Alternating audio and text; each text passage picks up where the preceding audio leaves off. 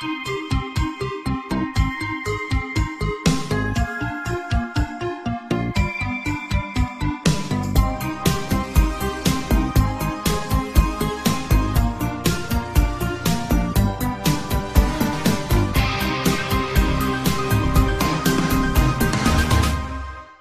Great God Pan by Arthur Machen.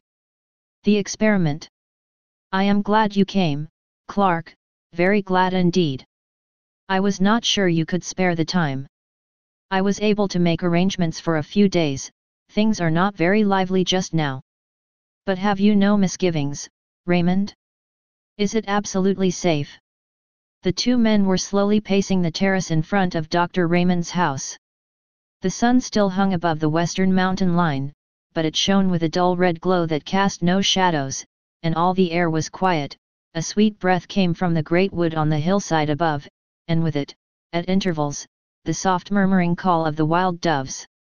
Below, in the long lovely valley, the river wound in and out between the lonely hills, and, as the sun hovered and vanished into the west, a faint mist, pure white, began to rise from the hills.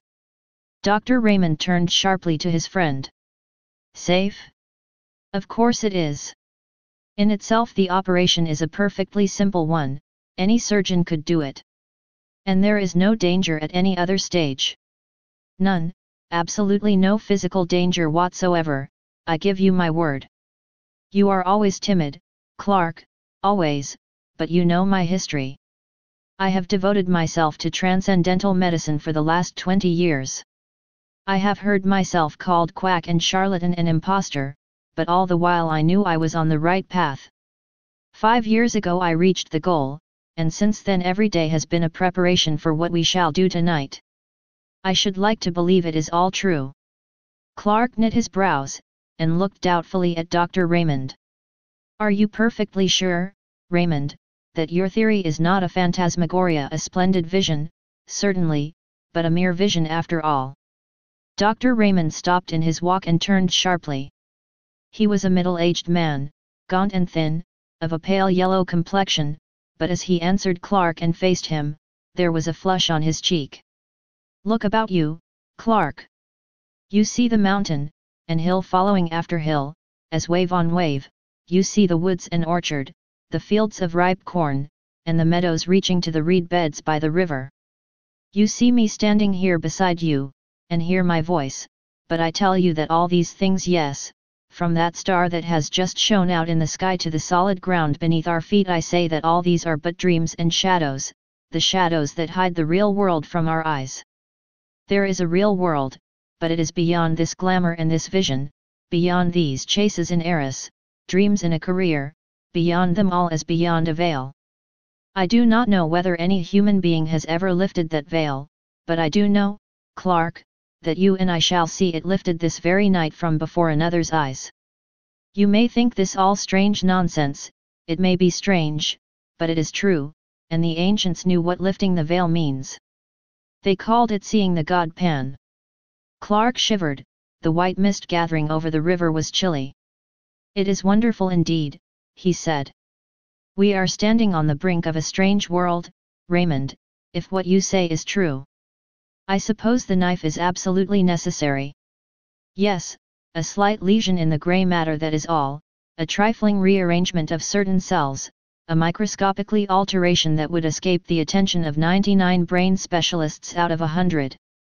I don't want to bother you with shop, Clark. I might give you a mass of technical detail which would sound very imposing, and would leave you as enlightened as you are now. But I suppose you have read, casually, in out-of-the-way corners of your paper that immense strides have been made recently in the physiology of the brain. I saw a paragraph the other day about Digby's theory, and Brown-Faber's discoveries. Theories and discoveries. Where they are standing now, I stood 15 years ago, and I need not tell you that I have not been standing still for the last 15 years. It will be enough if I say that 5 years ago I made the discovery that I alluded to when I said that 10 years ago I reached the goal. After years of labor, after years of toiling and groping in the dark, after days and nights of disappointments and sometimes of despair, in which I used now and then to tremble and grow cold with the thought that perhaps there were others seeking for what I sought, At last, after so long, a pang of sudden joy thrilled my soul, and I knew the long journey was at an end. By what seemed then and still seems a chance, the suggestion of a moment's idle thought followed up upon familiar lines and paths that I had tracked 100 times already, the great truth burst upon me, and I saw, mapped out in lines of sight, a whole world, a sphere unknown, continents and islands, and great oceans in which no ship has sailed, to my belief, since a man first lifted up his eyes and beheld the sun, and the stars of heaven, and the quiet earth beneath. You will think this all high-flown language, Clark, but it is hard to be literal. And yet, I do not know whether what I am hinting at cannot be set forth in plain and lonely terms. For instance, this world of ours is pretty well girded now with the telegraph wires and cables. Thought, with something less than the speed of thought, flashes from sunrise to sunset, from north to south, across the floods and the desert places. Suppose that an electrician of today were suddenly to perceive that he and his friends have merely been playing with pebbles and mistaking them for the foundations of the world. Suppose that such a man saw uttermost space lie open before the current, and words of men flash forth to the sun and beyond the sun into the systems beyond, and the voice of articulate speaking men echo in the waste void that bounds our thought. As analogies go, that is a pretty good analogy of what I have done. You can understand now a little of what I felt as I stood here one evening. It was a summer evening, and the valley looked much as it does now. I stood here, and saw before me the unutterable, the unthinkable gulf that yawns profound between two worlds, the world of matter and the world of spirit. I saw the great empty deep stretch dim before me, and in that instant a bridge of light leapt from the earth to the unknown shore.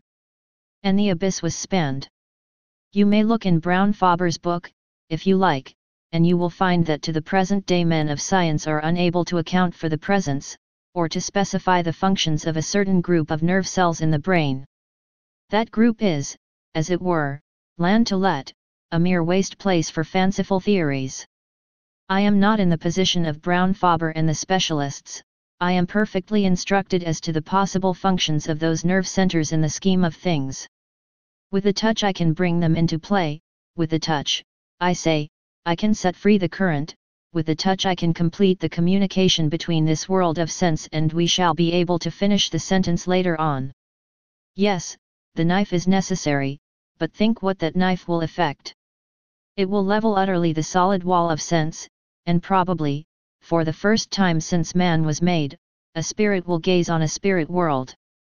Clark, Mary will see the God Pan. But you remember what you wrote to me? I thought it would be requisite that she. He whispered the rest into the doctor's ear. Not at all, not at all.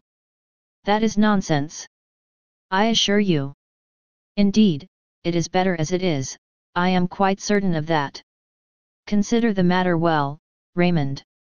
It's a great responsibility. Something might go wrong, you would be a miserable man for the rest of your days. No, I think not, even if the worst happened. As you know, I rescued Mary from the gutter, and from almost certain starvation, when she was a child. I think her life is mine, to use as I see fit. Come, it's getting late, we had better go in. Dr. Raymond led the way into the house, through the hall, and down a long dark passage. He took a key from his pocket and opened a heavy door, and motioned Clark into his laboratory.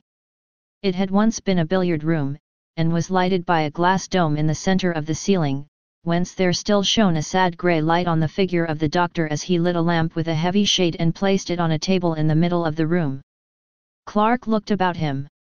Scarcely a foot of wall remained bare, there were shelves all around laden with bottles and phials of all shapes and colors, and at one end stood a little Chippendale bookcase. Raymond pointed to this. You see that parchment Oswald Crollius? He was one of the first to show me the way, though I don't think he ever found it himself. That is a strange saying of his, in every grain of wheat there lies hidden the soul of a star. There was not much furniture in the laboratory. The table in the center, a stone slab with a drain in one corner, the two armchairs on which Raymond and Clark were sitting, that was all, except an odd-looking chair at the furthest end of the room. Clark looked at it, and raised his eyebrows. Yes, that is the chair, said Raymond. "We may as well place it in position." He got up and wheeled the chair to the light, and began raising and lowering it, letting down the seat, setting the back at various angles, and adjusting the footrest. It looked comfortable enough, and Clark passed his hand over the soft green velvet, as the doctor manipulated the levers. "Now, Clark, make yourself quite comfortable. I have a couple hours' work before me. I was obliged to leave certain matters to the last." Raymond went to the stone slab, and Clark watched him drearily as he bent over a row of files and lit the flame under the crucible. The doctor had a small hand lamp, shaded as the larger one, on a ledge above his apparatus, and Clark, who sat in the shadows, looked down at the great shadowy room, wondering at the bizarre effects of brilliant light and undefined darkness contrasting with one another. Soon he became conscious of an odd odor, at first the merest suggestion of odor, in the room, and as it grew more decided he felt surprised that he was not reminded of the chemist's shop or the surgery. Clark found himself idly endeavoring to analyze the sensation, and half-conscious, he began to think of a day, 15 years ago, that he had spent roaming through the woods and meadows near his own home. It was a burning day at the beginning of August, the heat had dimmed the outlines of all things and all distances with a faint mist, and people who observed the thermometer spoke of an abnormal register, of a temperature that was almost tropical. Strangely, that wonderful hot day of the 50s rose up again in Clark's imagination. The sense of dazzling all-pervading sunlight seemed to blot out the shadows and the lights of the laboratory, and he felt again the heated air beating in gusts about his face, saw the shimmer rising from the turf, and heard the myriad murmur of the summer. "I hope the smell doesn't annoy you, Clark. There's nothing unwholesome about it. It may make you a bit sleepy, that's all." Clark heard the words quite distinctly, and knew that Raymond was speaking to him, but for the life of him he could not rouse himself from his lethargy. He could only think of the lonely walk he had taken 15 years ago. It was his last look at the fields and woods he had known since he was a child, and now it all stood out in brilliant light, as a picture, before him. Above all there came to his nostrils the scent of summer, the smell of flowers mingled, and the odor of the woods, of cool shaded places, deep in the green depths, drawn forth by the sun's heat, and the scent of the good earth, lying as it were with arms stretched forth, and smiling lips, overpowered all. His fancies made him wander, as he had wandered long ago, from the fields into the wood, tracking a little path between the shining undergrowth of beech trees, and the trickle of water dropping from the limestone rock sounded as a clear melody in the dream. Thoughts began to go astray and to mingle with other thoughts. The beech alley was transformed to a path between ilex trees, and here and there a vine climbed from bough to bough, and sent up waving tendrils and drooped with purple grapes, and the sparse grey-green leaves of a wild olive tree stood out against the dark shadows of the ilex. Clark, in the deep folds of dream, was conscious that the path from his father's house had led him into an undiscovered country, and he was wondering at the strangeness of it all, when suddenly, in place of the hum and murmur of the summer, an infinite silence seemed to fall on all things, and the wood was hushed, and for a moment in time he stood face to face there with a presence, that was neither man nor beast, neither the living nor the dead, but all things mingled, the form of all things, but devoid of all form. And in that moment, the sacrament of body and soul was dissolved, and a voice seemed to cry, "Let us go hence," and then the darkness of darkness beyond the stars, the darkness of everlasting. When Clark woke up with a start he saw Raymond pouring a few drops of some oily fluid into a green phial, which he stoppered tightly. "You have been dozing," he said, "the journey must have tired you out. It is done now. I am going to fetch Mary. I shall be back in 10 minutes. Clark lay back in his chair and wondered.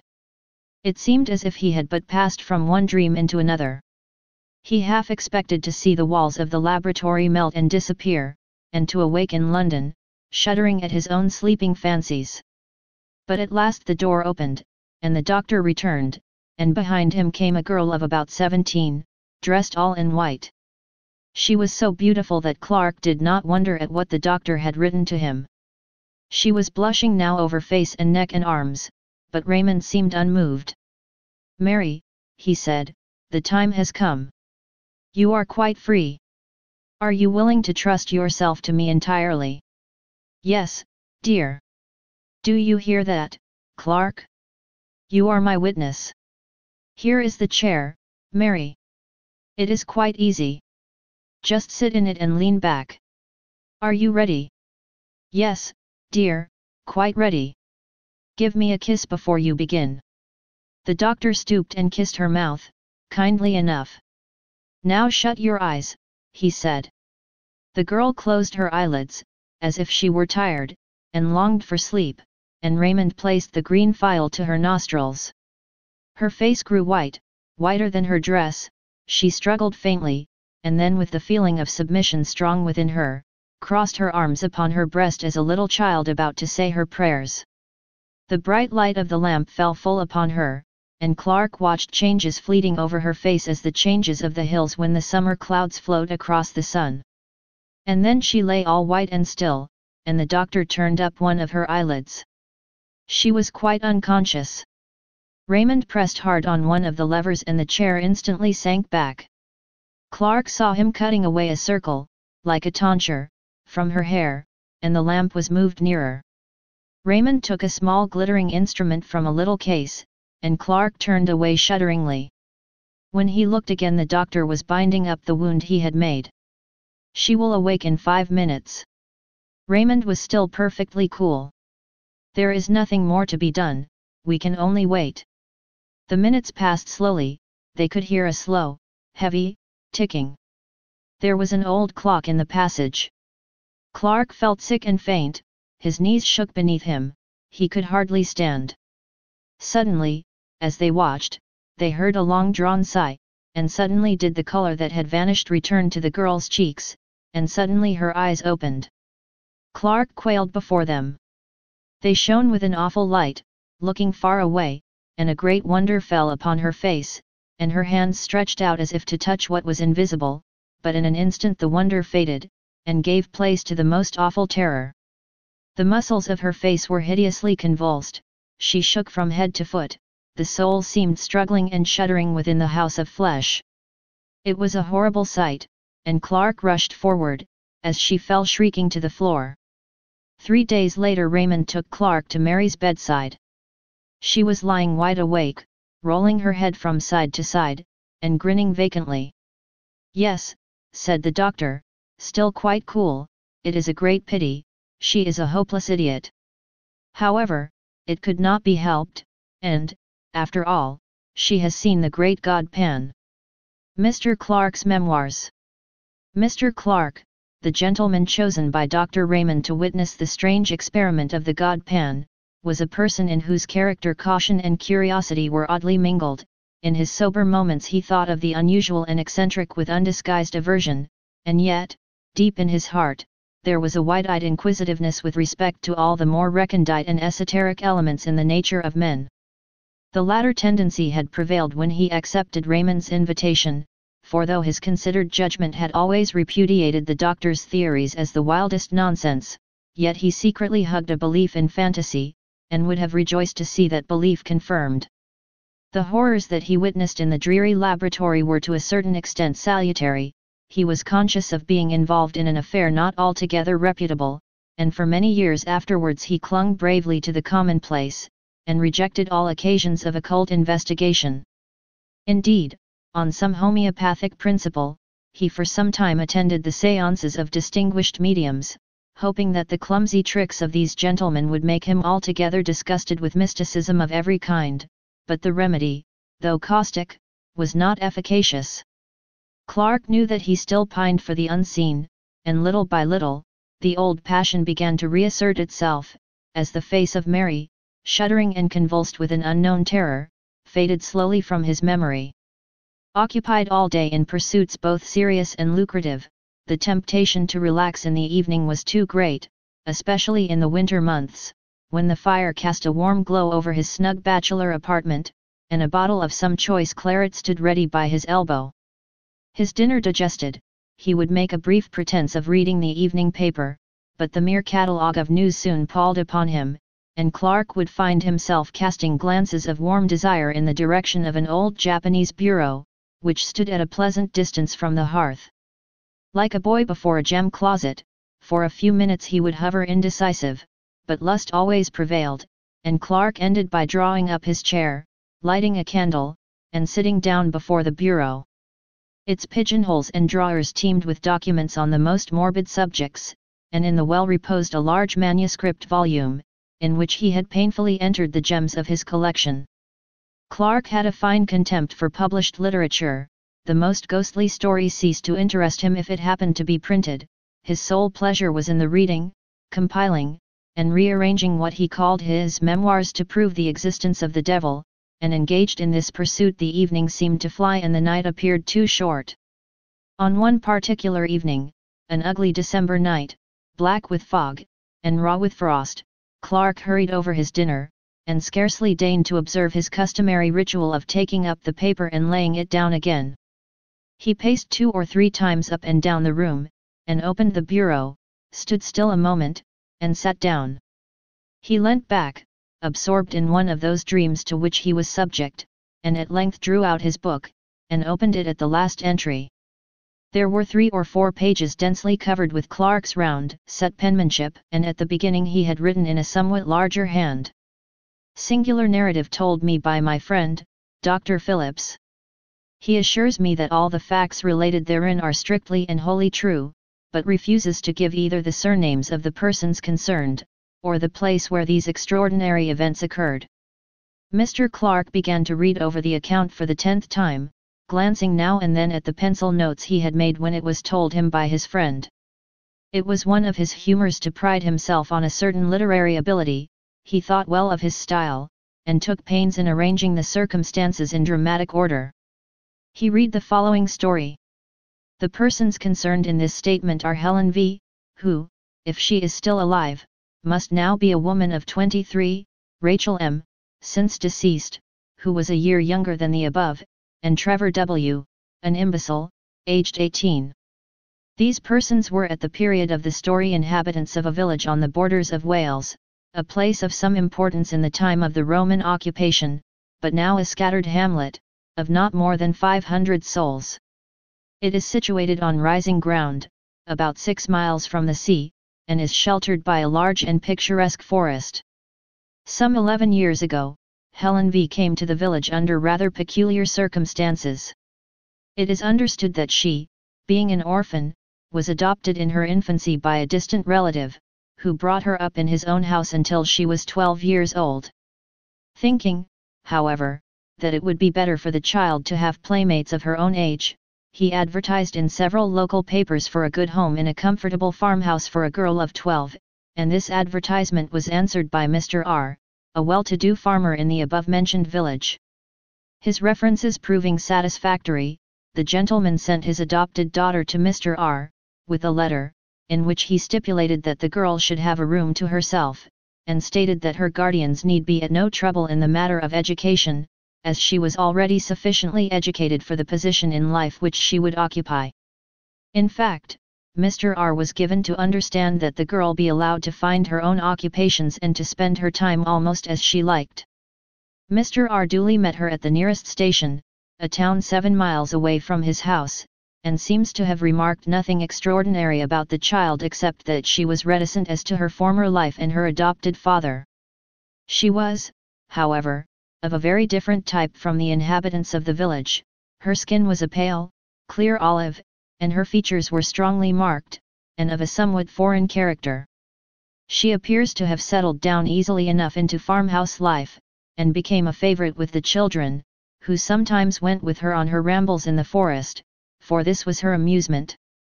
Mr. R. states that he has known her to go out by herself directly after their early breakfast, and not return till after dusk, and that, feeling uneasy at a young girl being out alone for so many hours, he communicated with her adopted father, who replied in a brief note that Helen must do as she chose. In the winter, when the forest paths are impassable, she spent most of her time in her bedroom, where she slept alone, according to the instructions of her relative. It was on one of these expeditions to the forest that the first of the singular incidents with which this girl is connected occurred, the date being about a year after her arrival at the village. The preceding winter had been remarkably severe, the snow drifting to a great depth, and the frost continuing for an unexampled period, and the summer following was as noteworthy for its extreme heat. On one of the very hottest days in this summer, Helen V. left the farmhouse for one of her long rambles in the forest, taking with her, as usual, some bread and meat for lunch. She was seen by some men in the fields making for the old Roman road, a green causeway which traverses the highest part of the wood, and they were astonished to observe that the girl had taken off her hat, though the heat of the sun was already tropical. As it happened, a laborer, Joseph W. by name, was working in the forest near the Roman road, and at 12 o'clock his little son, Trevor, brought the man his dinner of bread and cheese. After the meal, the boy, who was about 7 years old at the time, left his father at work, and, as he said, went to look for flowers in the wood, and the man, who could hear him shouting with delight at his discoveries, felt no uneasiness. Suddenly, however, he was horrified at hearing the most dreadful screams, evidently the result of great terror, proceeding from the direction in which his son had gone, and he hastily threw down his tools and ran to see what had happened. Tracing his path by the sound, he met the little boy, who was running headlong, and was evidently terribly frightened, and on questioning him the man elicited that after picking a posy of flowers he felt tired, and lay down on the grass and fell asleep. He was suddenly awakened, as he stated, by a peculiar noise, a sort of singing he called it, and on peeping through the branches he saw Helen V. playing on the grass with a strange naked man, who he seemed unable to describe more fully. He said he felt dreadfully frightened and ran away crying for his father. Joseph W. proceeded in the direction indicated by his son, and found Helen V. sitting on the grass in the middle of a glade or open space left by charcoal burners. He angrily charged her with frightening his little boy, but she entirely denied the accusation and laughed at the child's story of a strange man, to which he himself did not attach much credence. Joseph W. came to the conclusion that the boy had woke up with a sudden fright, as children sometimes do, but Trevor persisted in his story, and continued in such evident distress that at last his father took him home, hoping that his mother would be able to soothe him. For many weeks, however, the boy gave his parents much anxiety. He became nervous and strange in his manner, refusing to leave the cottage by himself, and constantly alarming the household by waking in the night with cries of the man in the wood. "Father!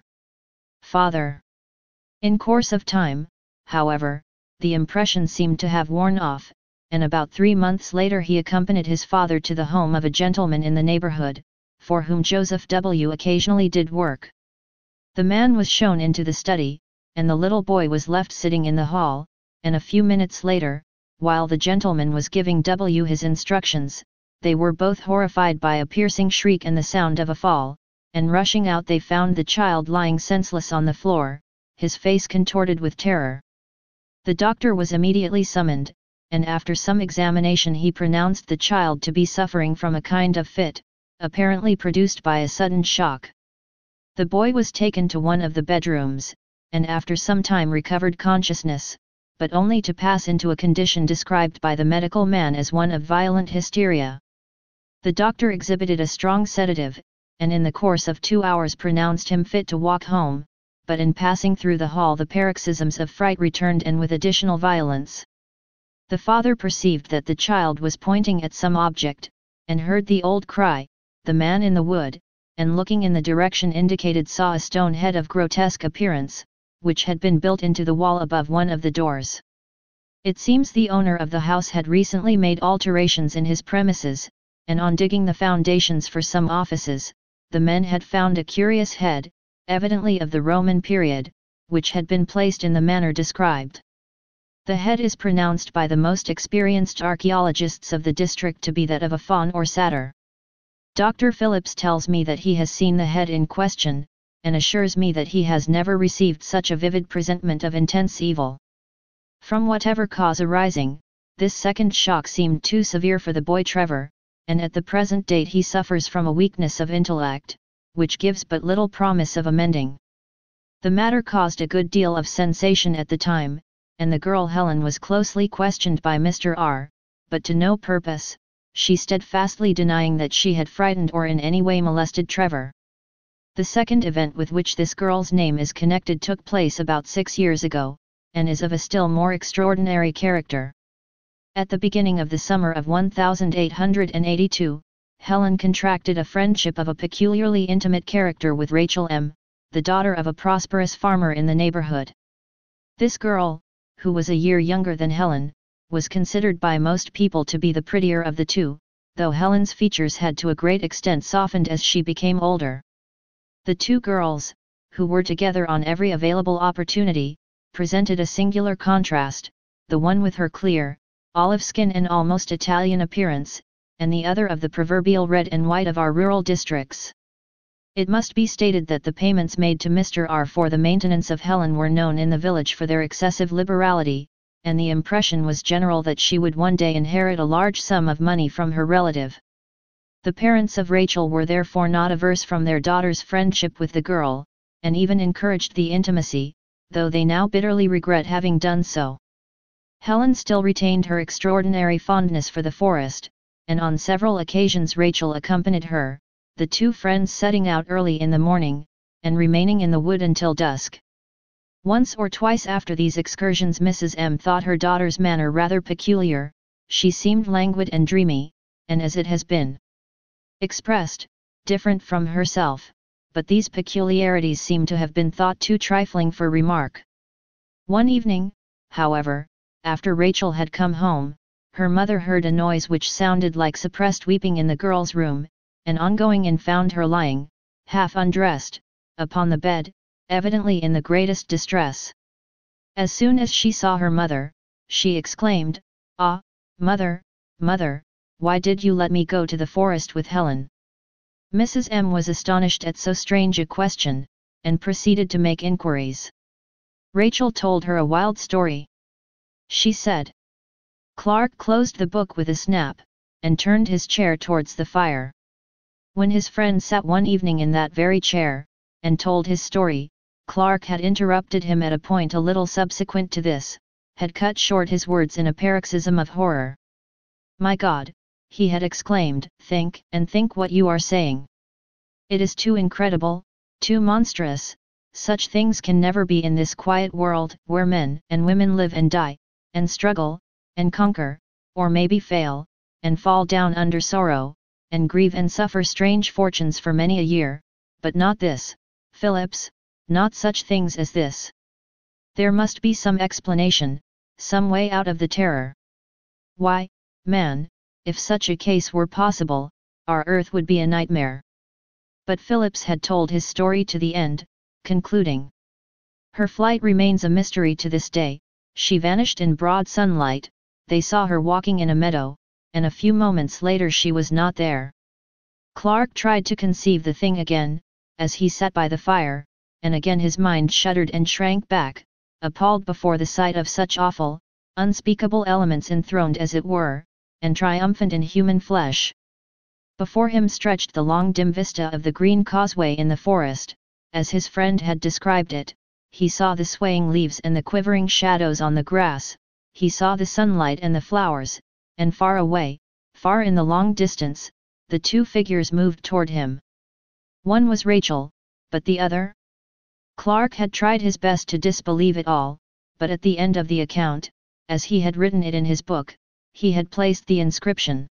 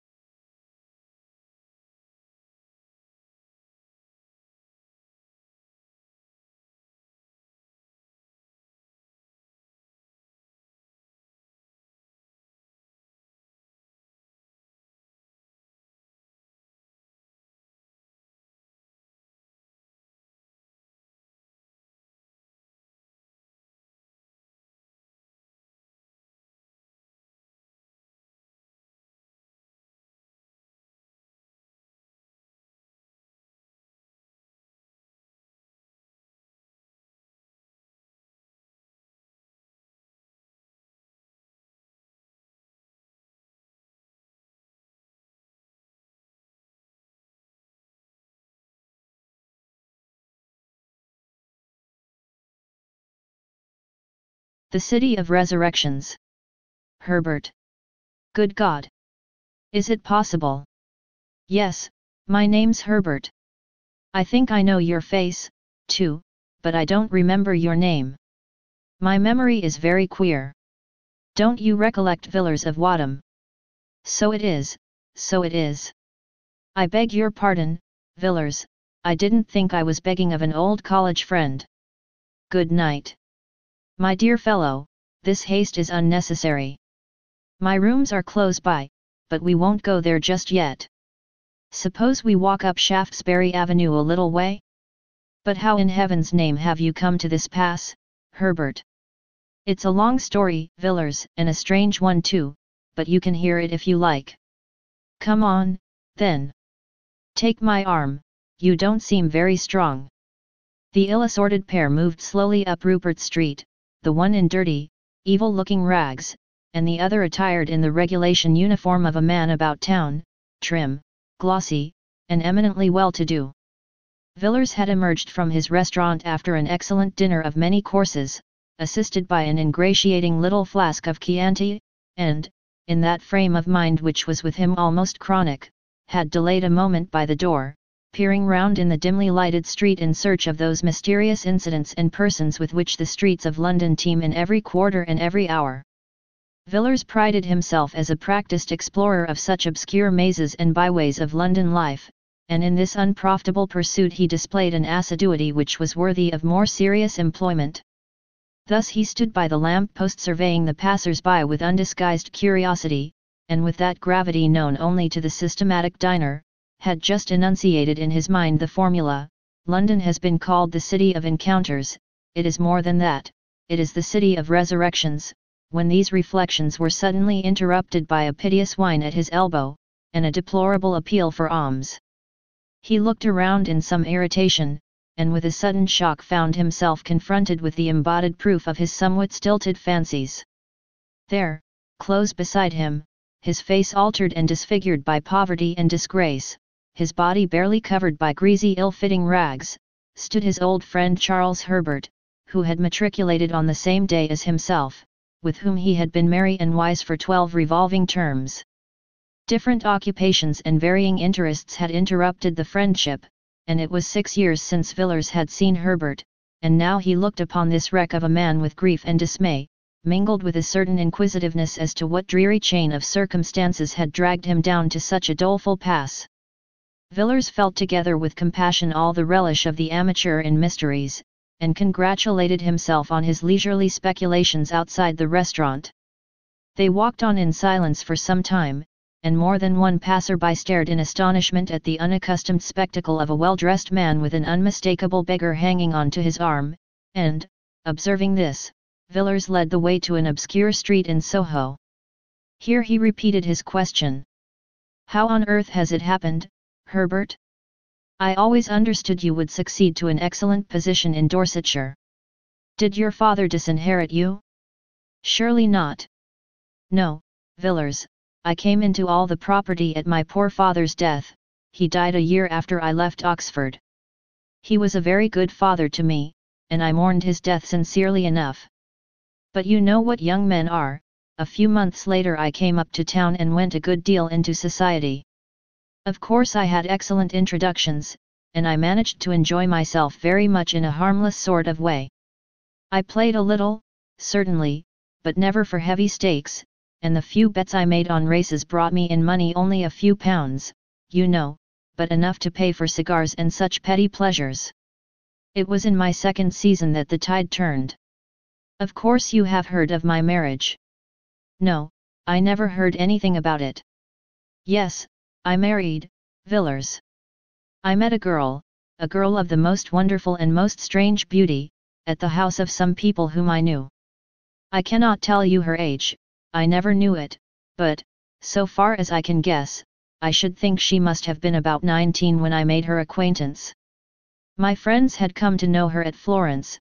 She told them she was an orphan, the child of an English father and an Italian mother, and she charmed them as she charmed me. The first time I saw her was at an evening party.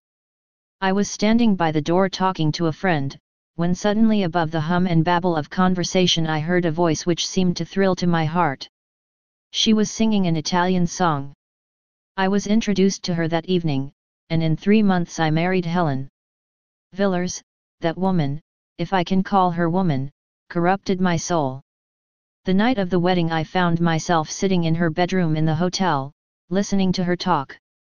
She was sitting up in bed, and I listened to her as she spoke in her beautiful voice, spoke of things which even now I would not dare whisper in the blackest night, though I stood in the midst of a wilderness. You, Villers, you may think you know life and London and what goes on day and night in this dreadful city, for all I can say you may have heard the talk of the vilest, but I tell you you can have no conception of what I know, not in your most fantastic, hideous dreams can you have imaged forth the faintest shadow of what I have heard and seen. Yes, seen.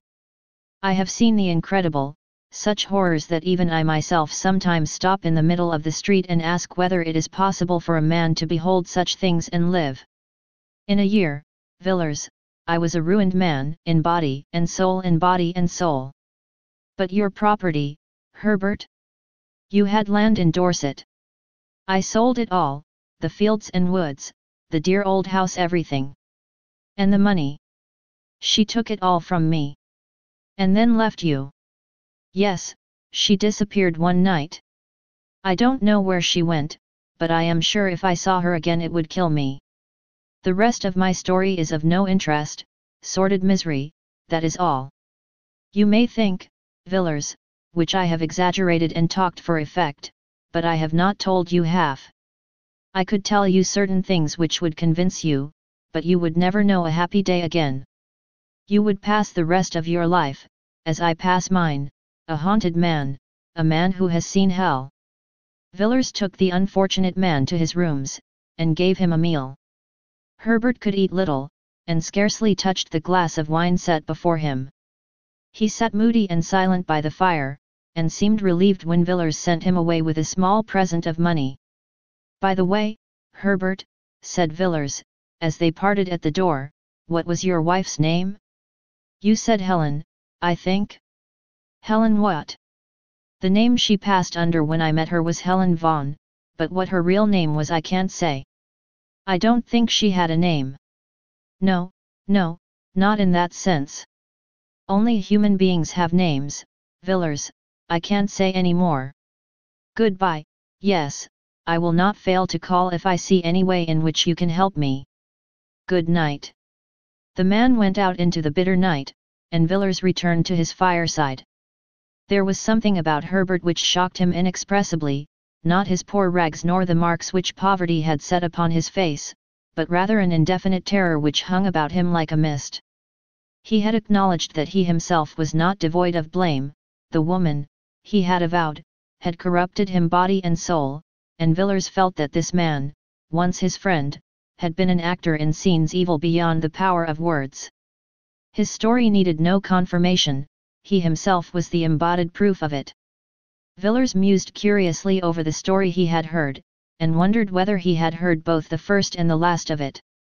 No, he thought, certainly not the last, probably only the beginning. A case like this is like a nest of Chinese boxes, you open one after the other and find a quainter workmanship in every box. Most likely poor Herbert is merely one of the outside boxes, there are stranger ones to follow. Villers could not take his mind away from Herbert and his story, which seemed to grow wilder as the night wore on. The fire seemed to burn low, and the chilly air of the morning crept into the room. Villers got up with a glance over his shoulder, and, shivering slightly, went to bed. A few days later he saw at his club a gentleman of his acquaintance, named Austen, who was famous for his intimate knowledge of London life, both in its tenebrous and luminous phases. Villers, still full of his encounter in Soho and its consequences, thought Austen might possibly be able to shed some light on Herbert's history, and so after some casual talk he suddenly put the question. Do you happen to know anything of a man named Herbert Charles Herbert? Austen turned round sharply and stared at Villers with some astonishment. Charles Herbert? Weren't you in town 3 years ago? No, then you have not heard of the Paul Street case? It caused a good deal of sensation at the time. What was the case? Well, a gentleman, a man of very good position, was found dead, stark dead, in the area of a certain house in Paul Street, off Tottenham Court Road. Of course the police did not make the discovery. If you happen to be sitting up all night and have a light in your window, the constable will ring the bell, but if you happen to be lying dead in somebody's area, you will be left alone. In this instance, as in many others, the alarm was raised by some kind of vagabond. I don't mean a common tramp, or a public house loafer, but a gentleman whose business, or pleasure, or both, made him a spectator of the London streets at 5 o'clock in the morning. This individual was, as he said, going home, it did not appear whence or whither, and had occasion to pass through Paul Street between 4 and 5 a.m. Something or other caught his eye at number 20, he said, absurdly enough, that the house had the most unpleasant physiognomy he had ever observed, but, at any rate, he glanced down the area and was a good deal astonished to see a man lying on the stones, his limbs all huddled together, and his face turned up. Our gentleman thought his face looked peculiarly ghastly, and so set off at a run in search of the nearest policeman. The constable was at first inclined to treat the matter lightly, suspecting common drunkenness. However, he came, and after looking at the man's face, changed his tone, quickly enough. The early bird, who had picked up this fine worm, was sent off for a doctor, and the policeman rang and knocked at the door till a slatternly servant girl came down looking more than half asleep. The constable pointed out the contents of the area to the maid, who screamed loudly enough to wake up the street, but she knew nothing of the man, had never seen him at the house, and so forth. Meanwhile, the original discoverer had come back with a medical man, and the next thing was to get into the area. The gate was open, so the whole quartet stumped down the steps. The doctor hardly needed a moment's examination. He said the poor fellow had been dead for several hours, and it was then the case began to get interesting. The dead man had not been robbed, and in one of his pockets were papers identifying him as well, as a man of good family and means, a favorite in society, and nobody's enemy, as far as could be known. I don't give his name, Villers, because it has nothing to do with the story, and because it's no good raking up these affairs about the dead when there are no relations living. The next curious point was that the medical men couldn't agree as to how he met his death. There were some slight bruises on his shoulders, but they were so slight that it looked as if he had been pushed roughly out of the kitchen door, and not thrown over the railings from the street or even dragged down the steps. But there were positively no other marks of violence about him, certainly none that would account for his death, and when they came to the autopsy there wasn't a trace of poison of any kind. Of course the police wanted to know all about the people at number 20, and here again, so I have heard from private sources, one or two other very curious points came out. It appears that the occupants of the house were a Mr. and Mrs. Charles Herbert. He was said to be a landed proprietor, though it struck most people that Paul Street was not exactly the place to look for country gentry. As for Mrs. Herbert, nobody seemed to know who or what she was, and, between ourselves, I fancy the divers after her history found themselves in rather strange waters. Of course they both denied knowing anything about the deceased, and in default of any evidence against them they were discharged. But some very odd things came out about them. Though it was between 5 and 6 in the morning when the dead man was removed, a large crowd had collected, and several of the neighbors ran to see what was going on.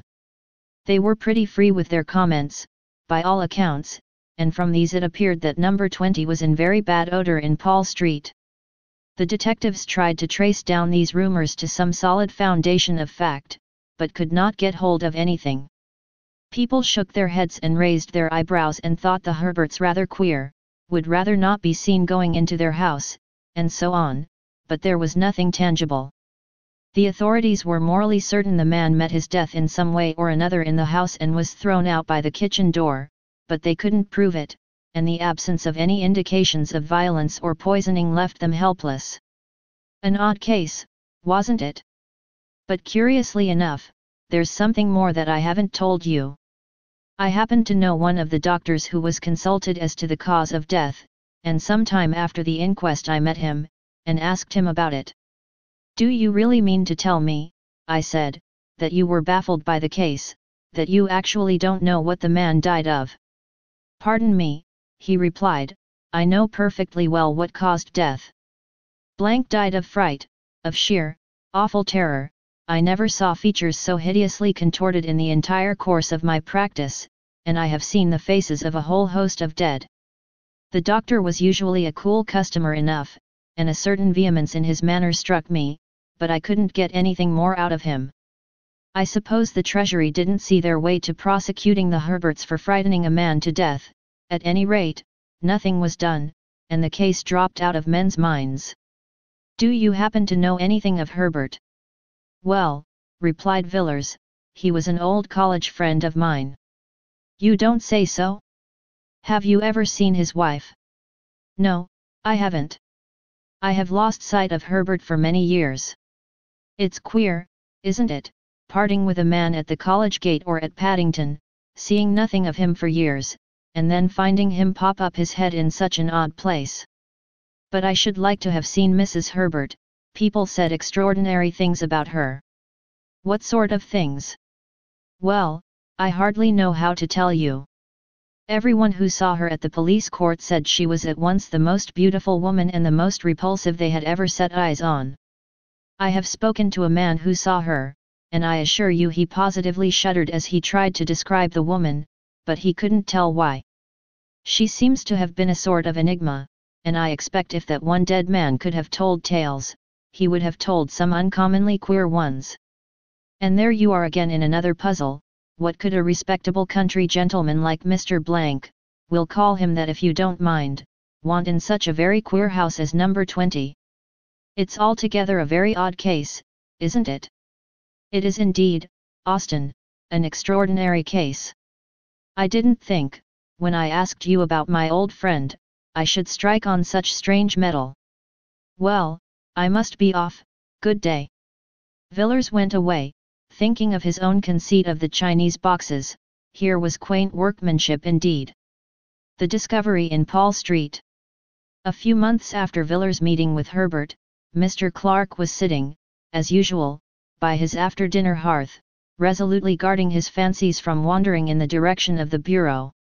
For more than a week he had succeeded in keeping away from the Memoirs, and he cherished hopes of a complete self-reformation, but, in spite of his endeavors, he could not hush the wonder and the strange curiosity that the last case he had written down had excited within him.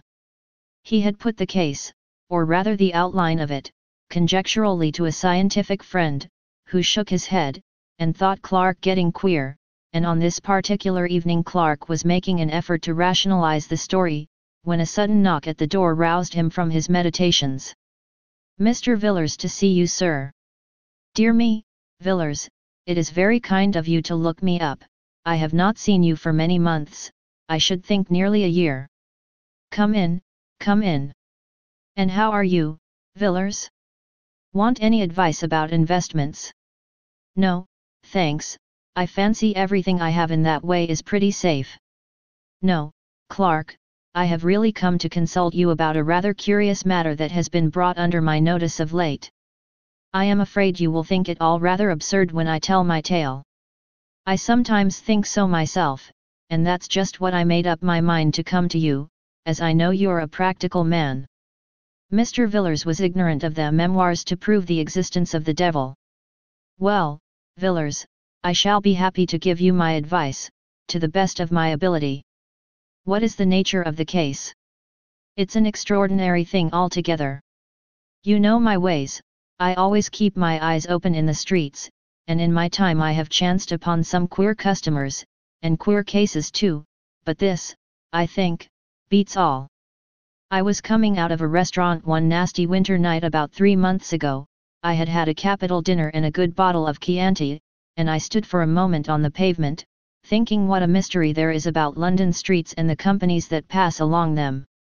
A bottle of red wine encourages these fancies, Clark, and I dare say I should have thought a page of small type, but I was cut short by a beggar who had come behind me, and was making the usual appeals.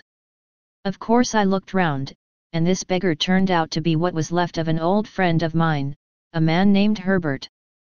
I asked him how he had come to such a wretched pass, and he told me. We walked up and down one of those long and dark Soho streets, and there I listened to his story. He said he had married a beautiful girl, some years younger than himself, and, as he put it, she had corrupted him body and soul. He wouldn't go into details, he said he dare not, that what he had seen and heard haunted him by night and day, and when I looked in his face I knew he was speaking the truth. There was something about the man that made me shiver. I don't know why, but it was there. I gave him a little money and sent him away, and I assure you that when he was gone I gasped for breath. His presence seemed to chill one's blood.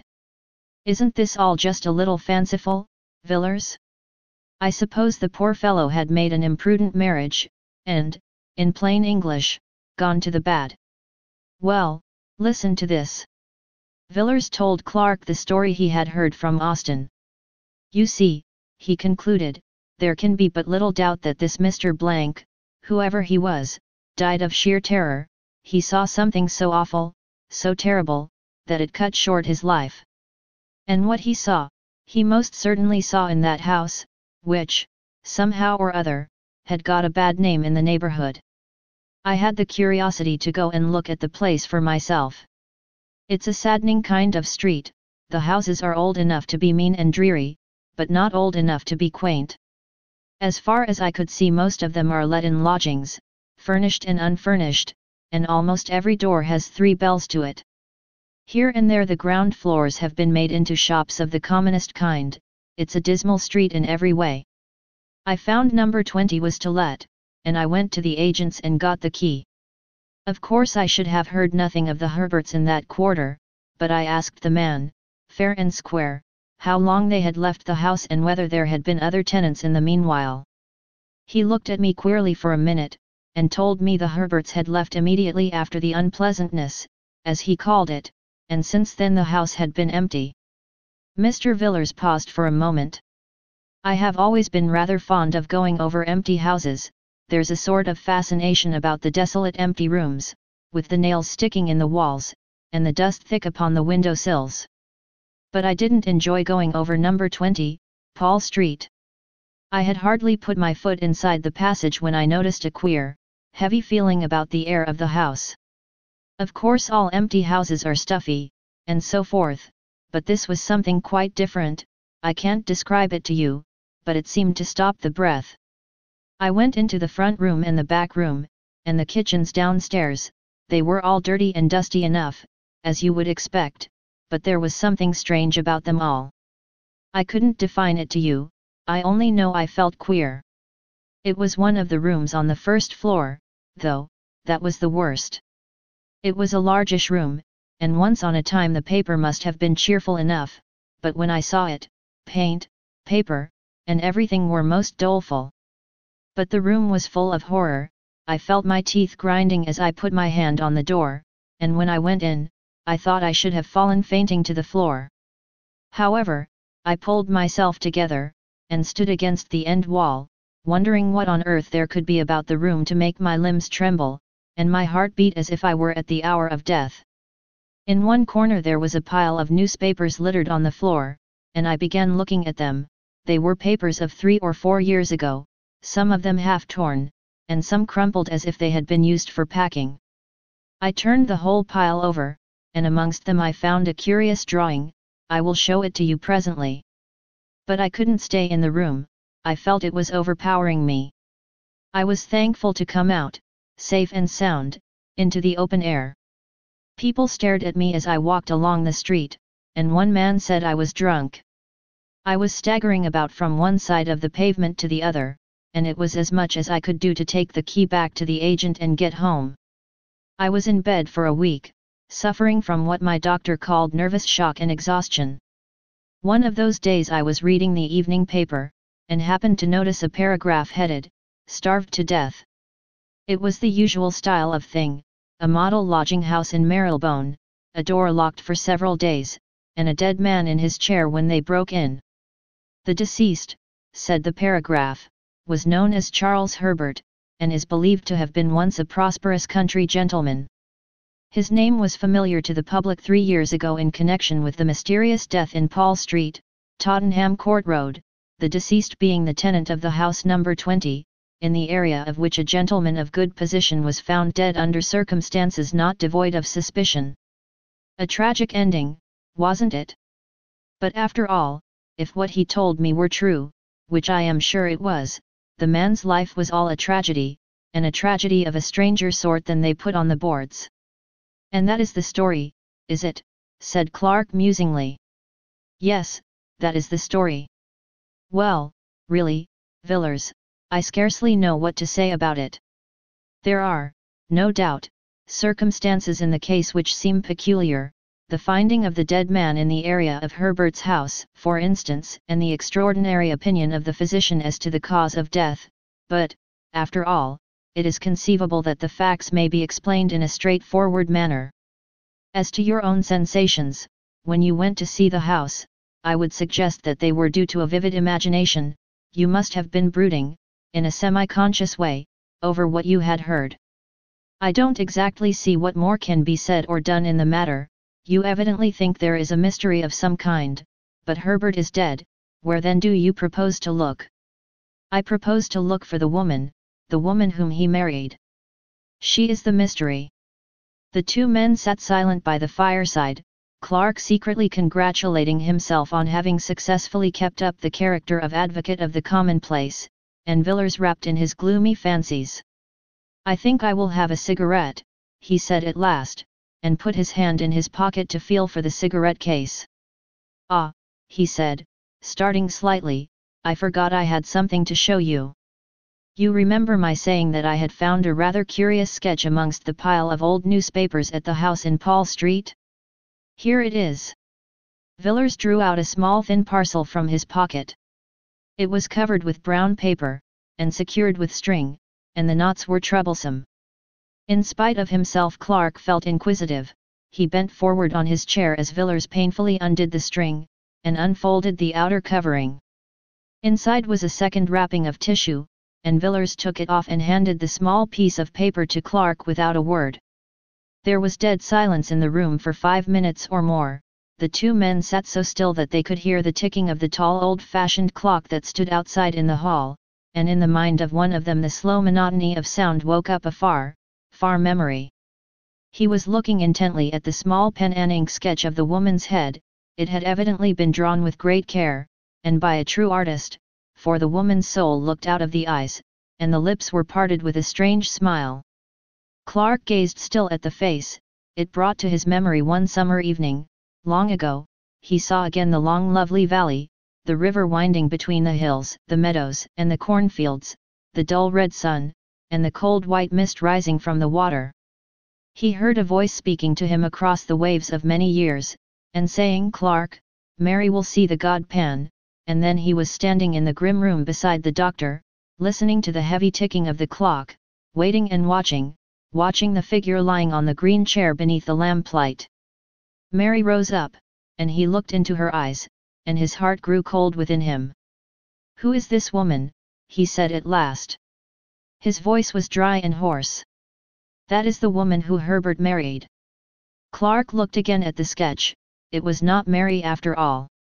There certainly was Mary's face, but there was something else, something he had not seen on Mary's features when the white-clad girl entered the laboratory with the doctor, nor at her terrible awakening, nor when she lay grinning on the bed. Whatever it was, the glance that came from those eyes, the smile on the full lips, or the expression of the whole face, Clark shuddered before it at his inmost soul, and thought, unconsciously, of Dr. Philip's words, "the most vivid presentment of evil I have ever seen." He turned the paper over mechanically in his hand and glanced at the back. "Good God! Clark, what is the matter? You are as white as death." Villars had started wildly from his chair, as Clark fell back with a groan, and let the paper drop from his hands. "I don't feel very well, Villars. I am subject to these attacks. Pour me out a little wine, thanks, that will do. I shall feel better in a few minutes." Villars picked up the fallen sketch and turned it over as Clark had done. You saw that, he said. That's how I identified it as being a portrait of Herbert's wife, or I should say his widow. How do you feel now? Better, thanks, it was only a passing faintness. I don't think I quite catch your meaning. What did you say enabled you to identify the picture? This word Helen was written on the back. Didn't I tell you her name was Helen? Yes, Helen Vaughan. Clark groaned, there could be no shadow of doubt. Now, don't you agree with me, said Villars, that in the story I have told you tonight, and in the part this woman plays in it, there are some very strange points? Yes, Villars, Clark muttered, it is a strange story indeed, a strange story indeed. You must give me time to think it over, I may be able to help you or I may not. Must you be going now? Well, good night, Villars, good night. Come and see me in the course of a week. The letter of advice.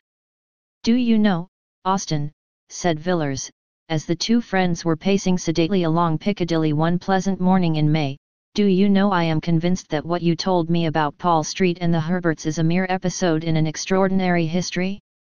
I may as well confess to you that when I asked you about Herbert a few months ago I had just seen him.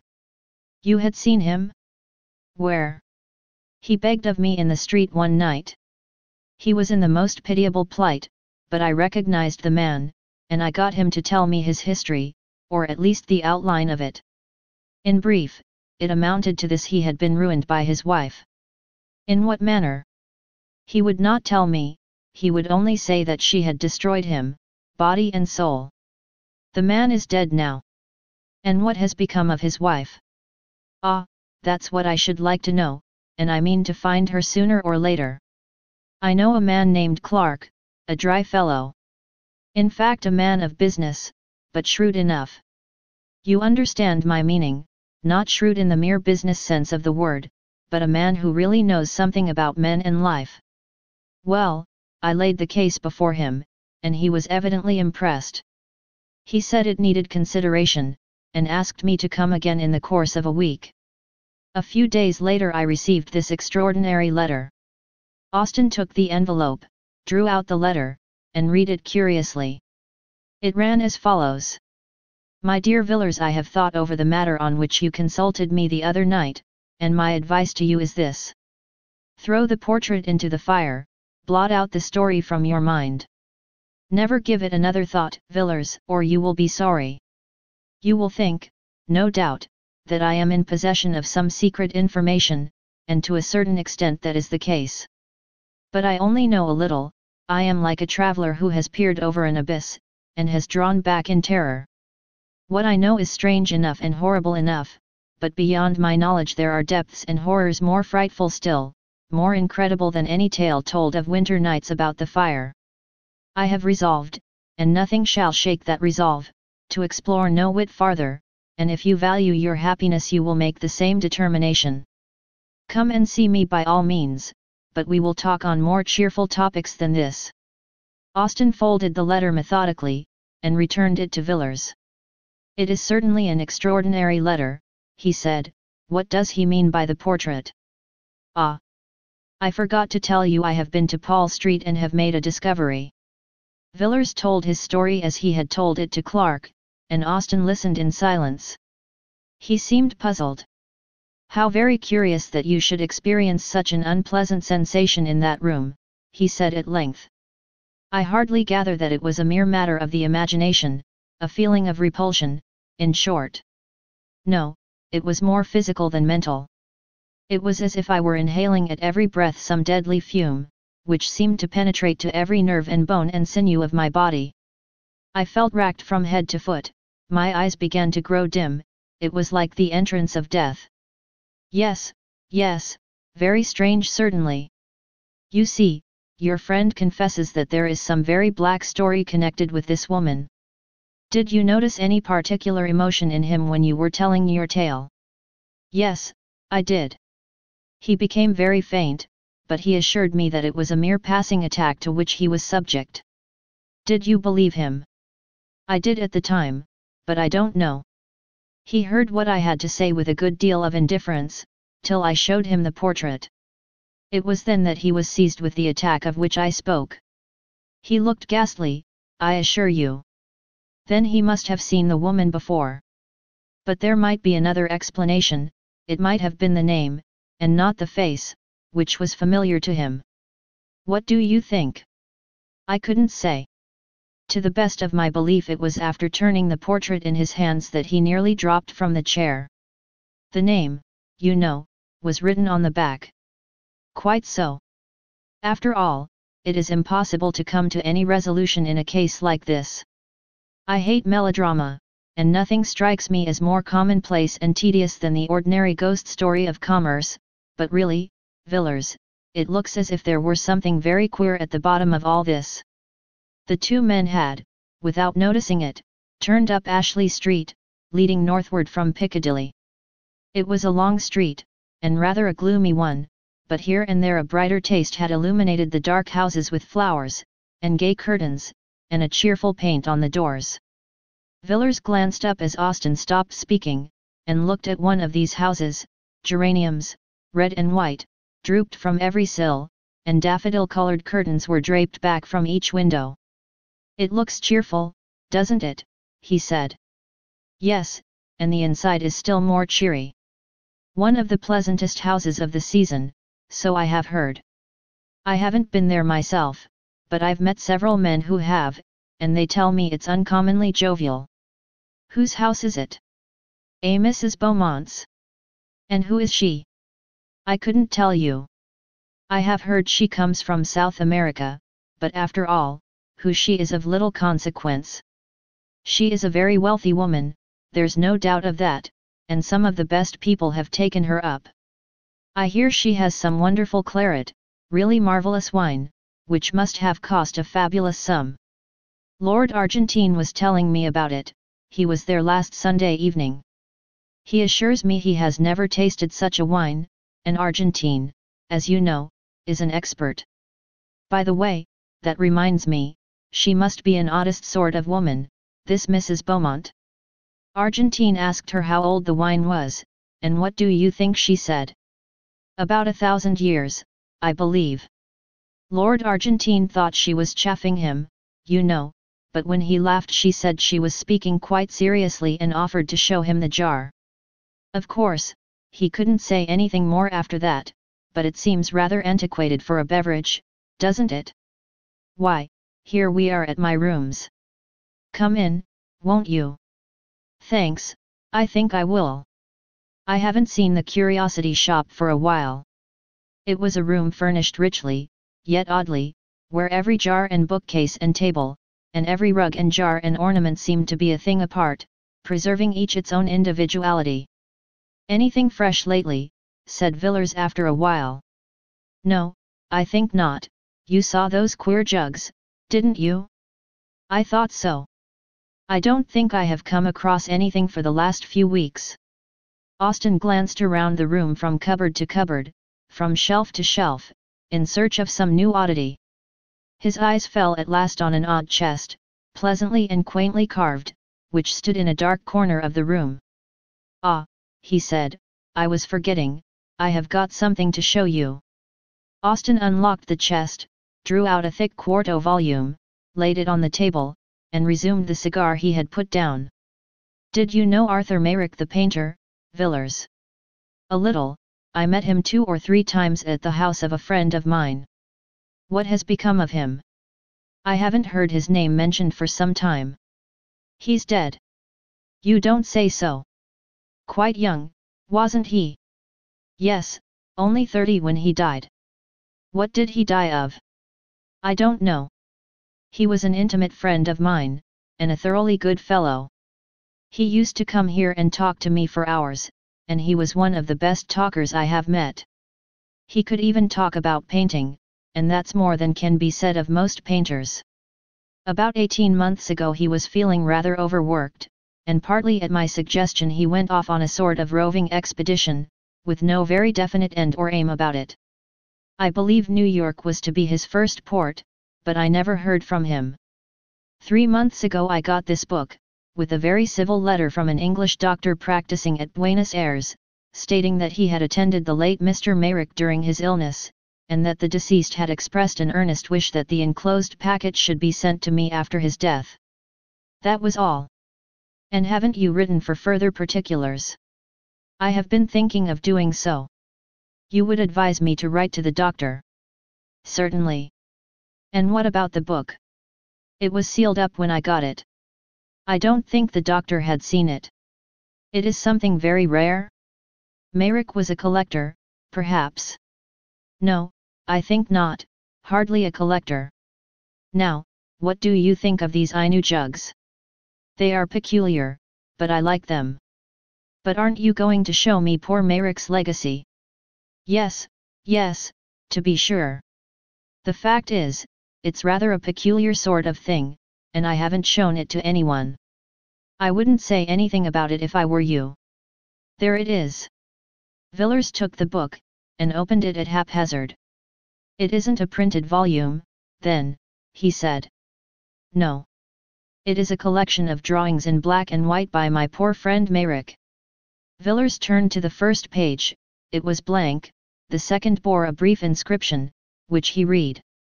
Silet per diem universis, nec sine horari secretus est, lucit nocturnus ignibus, chorus eg panamundic personator, audiuntur et cantus tibiarum, et tinnitus symbolorum per orum merit imam. On the third page was a design which made Villers start and look up at Austin. He was gazing abstractedly out of the window. Villers turned page after page, absorbed, in spite of himself, in the frightful Walpurgis night of evil, strange monstrous evil, that the dead artist had set forth in hard black and white. The figures of fauns and satyrs and Egipans danced before his eyes, the darkness of the thicket, the dance on the mountain top, the scenes by lonely shores, in green vineyards, by rocks and desert places, passed before him, a world before which the human soul seemed to shrink back and shudder. Villers whirled over the remaining pages. He had seen enough, but the picture on the last leaf caught his eye, as he almost closed the book. Austin. Well, what is it? Do you know who that is? It was a woman's face, alone on the white page. Know who it is? No, of course not. I do. Who is it? It is Mrs. Herbert. Are you sure? I am perfectly sure of it. Poor Merrick. He is one more chapter in her history. But what do you think of the designs? They are frightful. Lock the book up again, Austin. If I were you I would burn it. It must be a terrible companion even though it be in a chest. Yes, they are singular drawings. But I wonder what connection there could be between Merrick and Mrs. Herbert, or what link between her and these designs. Ah, who can say? It is possible that the matter may end here, and we shall never know, but in my own opinion this Helen Vaughan, or Mrs. Herbert, is only the beginning. She will come back to London, Austin, depend on it, she will come back, and we shall hear more about her then. I doubt it will be very pleasant news. The suicides. Lord Argentine was a great favourite in London society.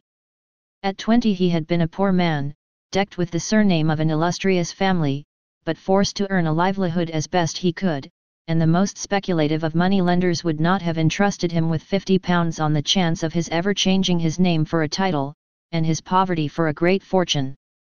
His father had been near enough to the fountain of good things to secure one of the family livings, but the son, even if he had taken orders, would scarcely have obtained so much as this, and moreover felt no vocation for the ecclesiastical estate. Thus he fronted the world with no better armour than the bachelor's gown and the wits of a younger son's grandson, with which equipment he contrived in some way to make a very tolerable fight of it. At 25 Mr. Charles Obernon saw himself still a man of struggles and of warfare with the world, but out of the 7 who stood before him in the high places of his family 3 only remained. These 3, however, were good lives, but yet not proof against the Zulu assegais and typhoid fever, and so one morning Obernon woke up and found himself Lord Argentine, a man of 30 who had faced the difficulties of existence, and had conquered. The situation amused him immensely, and he resolved that riches should be as pleasant to him as poverty had always been. Argentine, after some little consideration, came to the conclusion that dining, regarded as a fine art, was perhaps the most amusing pursuit open to fallen humanity, and thus his dinners became famous in London, and an invitation to his table a thing covetously desired. After 10 years of lordship and dinners, Argentine still declined to be jaded, still persisted in enjoying life, and by a kind of infection had become recognized as the cause of joy in others, in short, as the best of company. His sudden and tragically death therefore caused a wide and deep sensation. People could scarcely believe it, even though the newspaper was before their eyes, and the cry of mysterious death of a nobleman came ringing up from the street. But there stood the brief paragraph: Lord Argentine was found dead this morning by his valet under distressing circumstances. It is stated that there can be no doubt that his lordship committed suicide, though no motive can be assigned for the act. The deceased nobleman was widely known in society, and much liked for his genial manner and sumptuous hospitality. He is succeeded by, etc., etc. By slow degrees the details came to light, but the case still remained a mystery. The chief witness at the inquest was the deceased's valet, who said that the night before his death Lord Argentine had dined with a lady of good position, whose name was suppressed in the newspaper reports.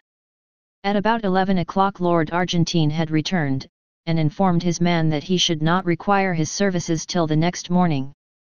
A little later the valet had occasion to cross the hall and was somewhat astonished to see his master quietly letting himself out at the front door.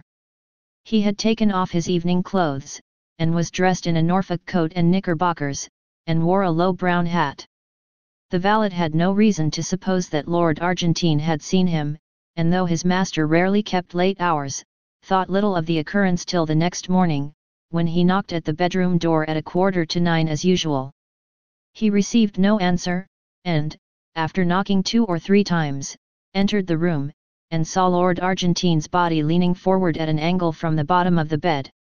He found that his master had tied a cord securely to one of the short bed posts, and, after making a running noose and slipping it round his neck, the unfortunate man must have resolutely fallen forward, to die by slow strangulation. He was dressed in the light suit in which the valet had seen him go out, and the doctor who was summoned pronounced that life had been extinct for more than 4 hours. All papers, letters, and so forth seemed in perfect order, and nothing was discovered which pointed in the most remote way to any scandal either great or small. Here the evidence ended, nothing more could be discovered. Several persons had been present at the dinner party at which Lord Argentine had assisted, and to all these he seemed in his usual genial spirits. The valet, indeed, said he thought his master appeared a little excited when he came home, but confessed that the alteration in his manner was very slight, hardly noticeable, indeed. It seemed hopeless to seek for any clue, and the suggestion that Lord Argentine had been suddenly attacked by acute suicidal mania was generally accepted. It was otherwise, however, when within 3 weeks, 3 more gentlemen, one of them a nobleman, and the 2 others men of good position and ample means, perished miserably in the almost precisely the same manner. Lord Swanley was found one morning in his dressing room, hanging from a peg affixed to the wall, and Mr. Collier Stewart and Mr. Harries had chosen to die as Lord Argentine. There was no explanation in either case, a few bald facts, a living man in the evening, and a body with a black swollen face in the morning. The police had been forced to confess themselves powerless to arrest or to explain the sordid murders of Whitechapel, but before the horrible suicides of Piccadilly and Mayfair they were dumbfoundered, for not even the mere ferocity which did duty as an explanation of the crimes of the East End, could be of service in the West. Each of these men who had resolved to die a tortured shameful death was rich, prosperous, and to all appearances in love with the world, and not the acutest research should ferret out any shadow of a lurking motive in either case. There was a horror in the air, and men looked at one another's faces when they met, each wondering whether the other was to be the victim of the 5th nameless tragedy. Journalists sought in vain for their scrapbooks for materials whereof to concoct reminiscent articles, and the morning paper was unfolded in many a house with a feeling of awe, no man knew when or where the next blow would light. A short while after the last of these terrible events, Austen came to see Mr. Villars. He was curious to know whether Villars had succeeded in discovering any fresh traces of Mrs. Herbert, either through Clark or by other sources, and he asked the question soon after he had sat down. "No," said Villars, "I wrote to Clark, but he remains obdurate, and I have tried other channels, but without any result. I can't find out what became of Helen Vaughan after she left Paul Street, but I think she must have gone abroad. But to tell the truth, Austen, I haven't paid much attention to the matter for the last few weeks. I knew poor Harry's intimately, and his terrible death has been a great shock to me, a great shock." "I can well believe it," answered Austen gravely. "You know Argentine was a friend of mine. If I remember rightly, we were speaking of him that day you came to my rooms." "Yes, it was in connection with that house in Ashley Street, Mrs. Beaumont's house. You said something about Argentine's dining there." "Quite so. Of course you know it was there Argentine dined the night before his death." "No, I had not heard that." "Oh, yes, the name was kept out of the papers to spare Mrs. Beaumont. Argentine was a great favourite of hers, and it is said she was in a terrible state for some time after." A curious look came over Villars' face. He seemed undecided whether to speak or not. Austen began again. "I never experienced such a feeling of horror as when I read the account of Argentine's death. I didn't understand it at the time, and I don't know. I knew him well, and it completely passes my understanding for what possible cause he or any of the others for the matter of that could have resolved in cold blood to die in such an awful manner. You know how men babble away each other's characters in London. You may be sure any buried scandal or hidden skeleton would have been brought to light in such a case as this, but nothing of the sort has taken place. As for the theory of mania, that is very well, of course, for the coroner's jury, but everybody knows that it's all nonsense. Suicidal mania is not smallpox." Austen relapsed into gloomy silence. Villars sat silent, also, watching his friend. The expression of indecision still fleeted across his face. He seemed as if weighing his thoughts in the balance, and the considerations he was resolving left him still silent. Austen tried to shake off the remembrance of tragedies as hopeless and perplexed as the labyrinth of Daedalus, and began to talk in an indifferent voice of the more pleasant incidents and adventures of the season. "That Mrs. Beaumont," he said, "of whom we were speaking, is a great success. She has taken London almost by storm. I met her the other night at Fulham's. She is really a remarkable woman." "You have met Mrs. Beaumont?" "Yes, she had quite a court around her. She would be called very handsome, I suppose, and yet there is something about her face which I didn't like. The features are exquisite, but the expression is strange. And all the time I was looking at her, and afterwards, when I was going home, I had a curious feeling that very expression was in some way or another familiar to me." "You must have seen her in the Row." "No, I am sure I never set eyes on the woman before. It is that which makes it puzzling. And to the best of my belief I have never seen anyone like her. What I felt was a kind of dim far-off memory, vague but persistent. The only sensation I can compare it to, is that odd feeling one sometimes has in a dream, when fantastic cities and wondrous lands and phantom personages appear familiar and accustomed." Villars nodded and glanced aimlessly round the room, possibly in search of something on which to turn the conversation. His eyes fell on an old chest somewhat like that in which the artist's strange legacy lay hid beneath a Gothic scutcheon. "Have you written to the doctor about poor Merrick?" he asked. "Yes, I wrote asking for full particulars as to his illness and death. I don't expect to have an answer for another 3 weeks or a month. I thought I might as well inquire whether Merrick knew an Englishwoman named Herbert, and if so, whether the doctor could give me any information about her. But it's very possible that Merrick fell in with her at New York, or Mexico, or San Francisco. I have no idea as to the extent or direction of his travels." "Yes, and it's very possible that the woman may have more than one name." "Exactly. I wish I had thought of asking you to lend me the portrait of her which you possess. I might have enclosed it in my letter to Dr. Matthews." "So you might, that never occurred to me. We might send it now. Hark! What are those boys calling?" While the two men had been talking together, a confused noise of shouting had been gradually growing louder. The noise rose from the eastward and swelled down Piccadilly, drawing nearer and nearer, a very torrent of sound, surging up streets usually quiet, and making every window a frame for a face, curious or excited. The cries and voices came echoing up the silent street where Villars lived, growing more distinct as they advanced, and, as Villars spoke, an answer rang up from the pavement. The West End horrors, another awful suicide, full details. Austen rushed down the stairs and bought a paper and read out the paragraph to Villars as the uproar in the street rose and fell. The window was open and the air seemed full of noise and terror. Another gentleman has fallen a victim to the terrible epidemic of suicide which for the last month has prevailed in the West End. Mr. Sidney Crashaw, of Stoke House, Fulham, and King's Pomeroy, Devon, was found, after a prolonged search, hanging dead from the branch of a tree in his garden at 1 o'clock today. The deceased gentleman dined last night at the Carlton Club and seemed in his usual health and spirits. He left the club at about 10 o'clock, and was seen walking leisurely up St. James's Street a little later. Subsequent to this his movements cannot be traced. On the discovery of the body medical aid was at once summoned, but life had evidently been long extinct. So far as is known, Mr. Crashaw had no trouble or anxiety of any kind. This painful suicide, it will be remembered, is the fifth of the kind in the last month. The authorities at Scotland Yard are unable to suggest any explanation of these terrible occurrences. Austen put down the paper in mute horror.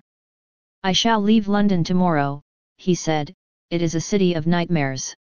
How awful this is, Villars." Mr. Villars was sitting by the window quietly looking out into the street.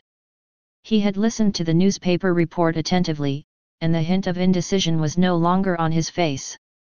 "Wait a moment, Austen," he replied, "I have made up my mind to mention a little matter that occurred last night.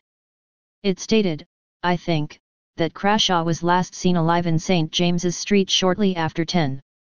"Yes, I think so." "I will look again." "Yes, you are quite right." "Quite so." "Well, I am in a position to contradict that statement at all events. Crashaw was seen after that, considerably later indeed." "How do you know?" "Because I happened to see Crashaw myself at about 2 o'clock this morning." "You saw Crashaw?" "You, Villars?" "Yes, I saw him quite distinctly, indeed, there were but a few feet between us." "Where, in heaven's name, did you see him?" "Not far from here. I saw him in Ashley Street. He was just leaving a house." "Did you notice what house it was?" "Yes. It was Mrs. Beaumont's." "Villars, think what you are saying, there must be some mistake. How could Crashaw be in Mrs. Beaumont's house at 2 o'clock in the morning?" Surely, you must have been dreaming, Villars, you were always rather fanciful." "No, I was wide awake enough. Even if I had been dreaming as you say, what I saw would have roused me effectually." "What you saw? What did you see? Was there anything strange about Crashaw?" "But I can't believe it, it is impossible." "Well, if you like I will tell you what I saw, or if you please, what I think I saw, and you can judge for yourself." "Very good, Villars."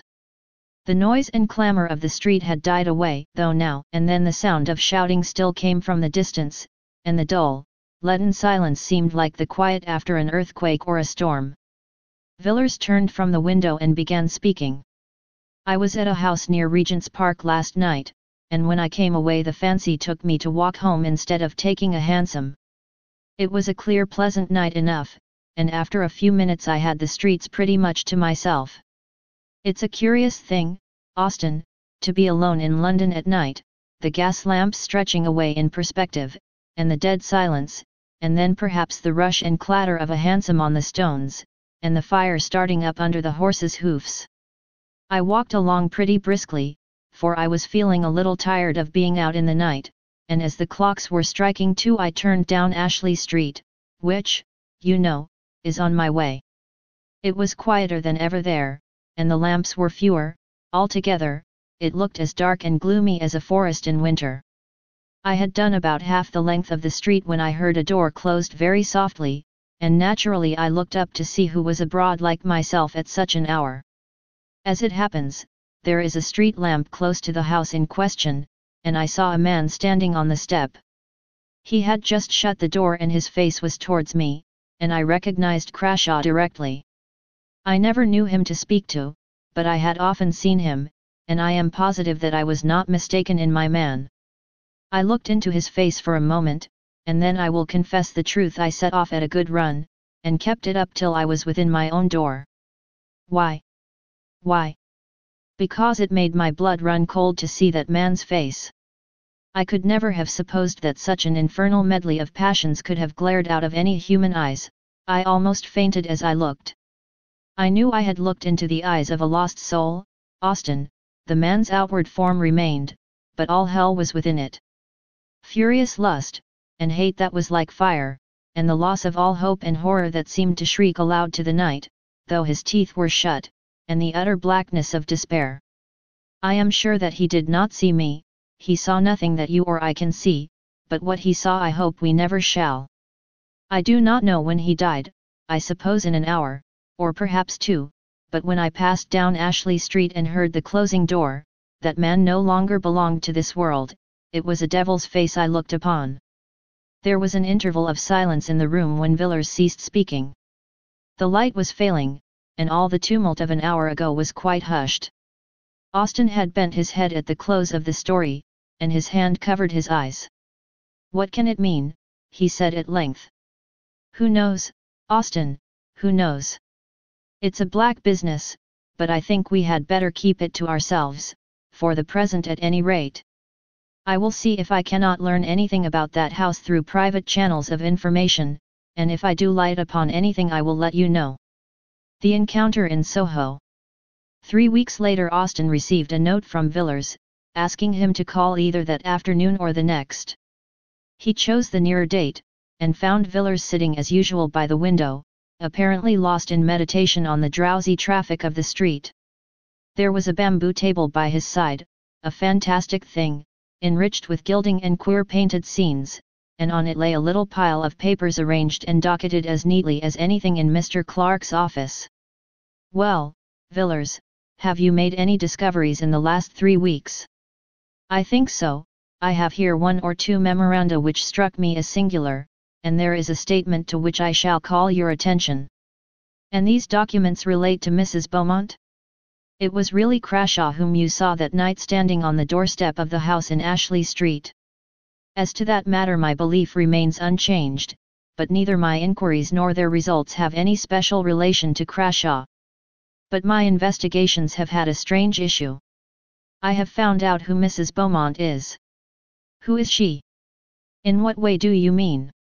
"I mean that you and I know her better under another name." "What name is that?" "Herbert." "Herbert." Austin repeated the word, dazed with astonishment. "Yes, Mrs. Herbert of Paul Street, Helen Vaughan of earlier adventures unknown to me. You had reason to recognize the expression of her face. When you go home look at the face in Meyrick's Book of Horrors, and you will know the sources of your recollection." "And you have proof of this?" "Yes, the best of proof. I have seen Mrs. Beaumont, or shall we say Mrs. Herbert." "Where did you see her?" "Hardly in a place where you would expect to see a lady who lives in Ashley Street, Piccadilly. I saw her entering a house in one of the meanest and most disreputable streets in Soho. In fact, I had made an appointment, though not with her, and she was precise to both time and place. All this seems very wonderful, but I cannot call it incredible. You must remember, Villars, that I have seen this woman, in the ordinary adventure of London society, talking and laughing, and sipping her coffee in a commonplace drawing-room with commonplace people. But you know what you are saying." "I do. I have not allowed myself to be led by surmises or fancies. It was with no thought of finding Helen Vaughan that I searched for Mrs. Beaumont in the dark waters of the life of London, but such has been the issue." "You must have been in strange places, Villars." "Yes, I have been in very strange places. It would have been useless, you know, to go to Ashley Street, and ask Mrs. Beaumont to give me a short sketch of her previous history. No, assuming, as I had to assume, that her record was not of the cleanest, it would be pretty certain that at some previous time she must have moved in circles not quite so refined as her present ones. If you see mud at the top of a stream, you may be sure that it was once at the bottom. I went to the bottom. I have always been fond of diving into Queer Street for my amusement, and I found my knowledge of that locality and its inhabitants very useful. It is, perhaps, needless to say that my friends had never heard the name of Beaumont, and as I had never seen the lady, and was quite unable to describe her, I had to set to work in an indirect way. The people there know me, I have been able to do some of them a service now and again, so they made no difficulty about giving their information. They were aware I had no communication direct or indirect with Scotland Yard. I had to cast out a good many lines, though, before I got what I wanted, and when I landed the fish I did not for a moment suppose it was my fish. But I listened to what I was told out of a constitutional liking for useless information, and I found myself in possession of a very curious story, though, as I imagined, not the story I was looking for. It was to this effect. Some 5 or 6 years ago, a woman named Raymond suddenly made her appearance in the neighborhood to which I am referring. She was described to me as being quite young, probably not more than 17 or 18, very handsome, and looking as if she came from the country. I should be wrong in saying that she found her level in going to this particular quarter, or associating with these people, for from what I was told, I should think the worst den in London far too good for her. The person from whom I got my information, as you may suppose, no great Puritan, shuddered and grew sick in telling me of the nameless infamies which were laid to her charge. After living there for a year, or perhaps a little more, she disappeared as suddenly as she came, and they saw nothing of her till about the time of the Paul Street case. At first she came to her old haunts only occasionally, then more frequently, and finally took up her abode there as before, and remained for 6 or 8 months. It's of no use my going into details as to the life that woman led. If you want particulars you can look at Meyrick's legacy. Those designs were not drawn from his imagination. She again disappeared, and the people of the place saw nothing of her till a few months ago. My informant told me that she had taken some rooms in a house which he pointed out, and these rooms she was in the habit of visiting 2 or 3 times a week and always at 10 in the morning. I was led to expect that one of these visits would be paid on a certain day about a week ago, and I accordingly managed to be on the lookout in company with my cicerone at 9:45, and the hour and the lady came with equal punctuality. My friend and I were standing under an archway, a little way back from the street, but she saw us, and gave me a glance that I shall be long in forgetting. That look was quite enough for me. I knew Miss Raymond to be Mrs. Herbert. As for Mrs. Beaumont, she had quite gone out of my head. She went into the house, and I watched it till 4 o'clock, when she came out, and then I followed her. It was a long chase, and I had to be very careful to keep a long way in the background, and yet not lose sight of the woman. She took me down to the Strand, and then to Westminster, and then up St. James's Street, and along Piccadilly. I felt queerish when I saw her turn up Ashley Street. The thought that Mrs. Herbert was Mrs. Beaumont came into my mind, but it seemed too impossible to be true. I waited at the corner, keeping my eye on her all the time, and I took particular care to note the house at which she stopped. It was the house with the gay curtains, the home of flowers, the house out of which Crashaw came the night he hanged himself in his garden. I was just going away with my discovery, when I saw an empty carriage come round and draw up in front of the house, and I came to the conclusion that Mrs. Herbert was going out for a drive, and I was right. There, as it happened, I met a man I know, and we stood talking together a little distance from the carriageway, to which I had my back. We had not been there for 10 minutes when my friend took off his hat, and I glanced round and saw the lady I had been following all day. "Who is that?" I said, and his answer was Mrs. Beaumont, lives in Ashley Street. Of course there could be no doubt after that. I don't know whether she saw me, but I don't think she did. I went home at once, and, on consideration, I thought that I had a sufficiently good case with which to go to Clark. Why to Clark? Because I am sure that Clark is in possession of facts about this woman, facts of which I know nothing. Well, what then? Mr. Villars leaned back in his chair and looked reflectively at Austen for a moment before he answered. My idea was that Clark and I should call on Mrs. Beaumont. You would never go into such a house as that? No, no, Villars, you cannot do it. Besides, consider, what result? I will tell you soon. But I was going to say that my information does not end here, it has been completed in an extraordinary manner. Look at this neat little packet of manuscript, it is paginated, you see, and I have indulged in the civil coquetry of a ribbon of red tape. It has almost a legal air, hasn't it? Run your eye over it, Austen. It is an account of the entertainment Mrs. Beaumont provided for her choicer guests. The man who wrote this escaped with his life, but I do not think he will live many years. The doctors tell him he must have sustained some severe shock to the nerves. Austen took the manuscript, but never read it. Opening the neat pages at haphazard, his eye was caught by a word and a phrase that followed it, and, sick at heart, with white lips and a cold sweat pouring like water from his temples, he flung the paper down. Take it away, Villars, never speak of this again. Are you made of stone, man?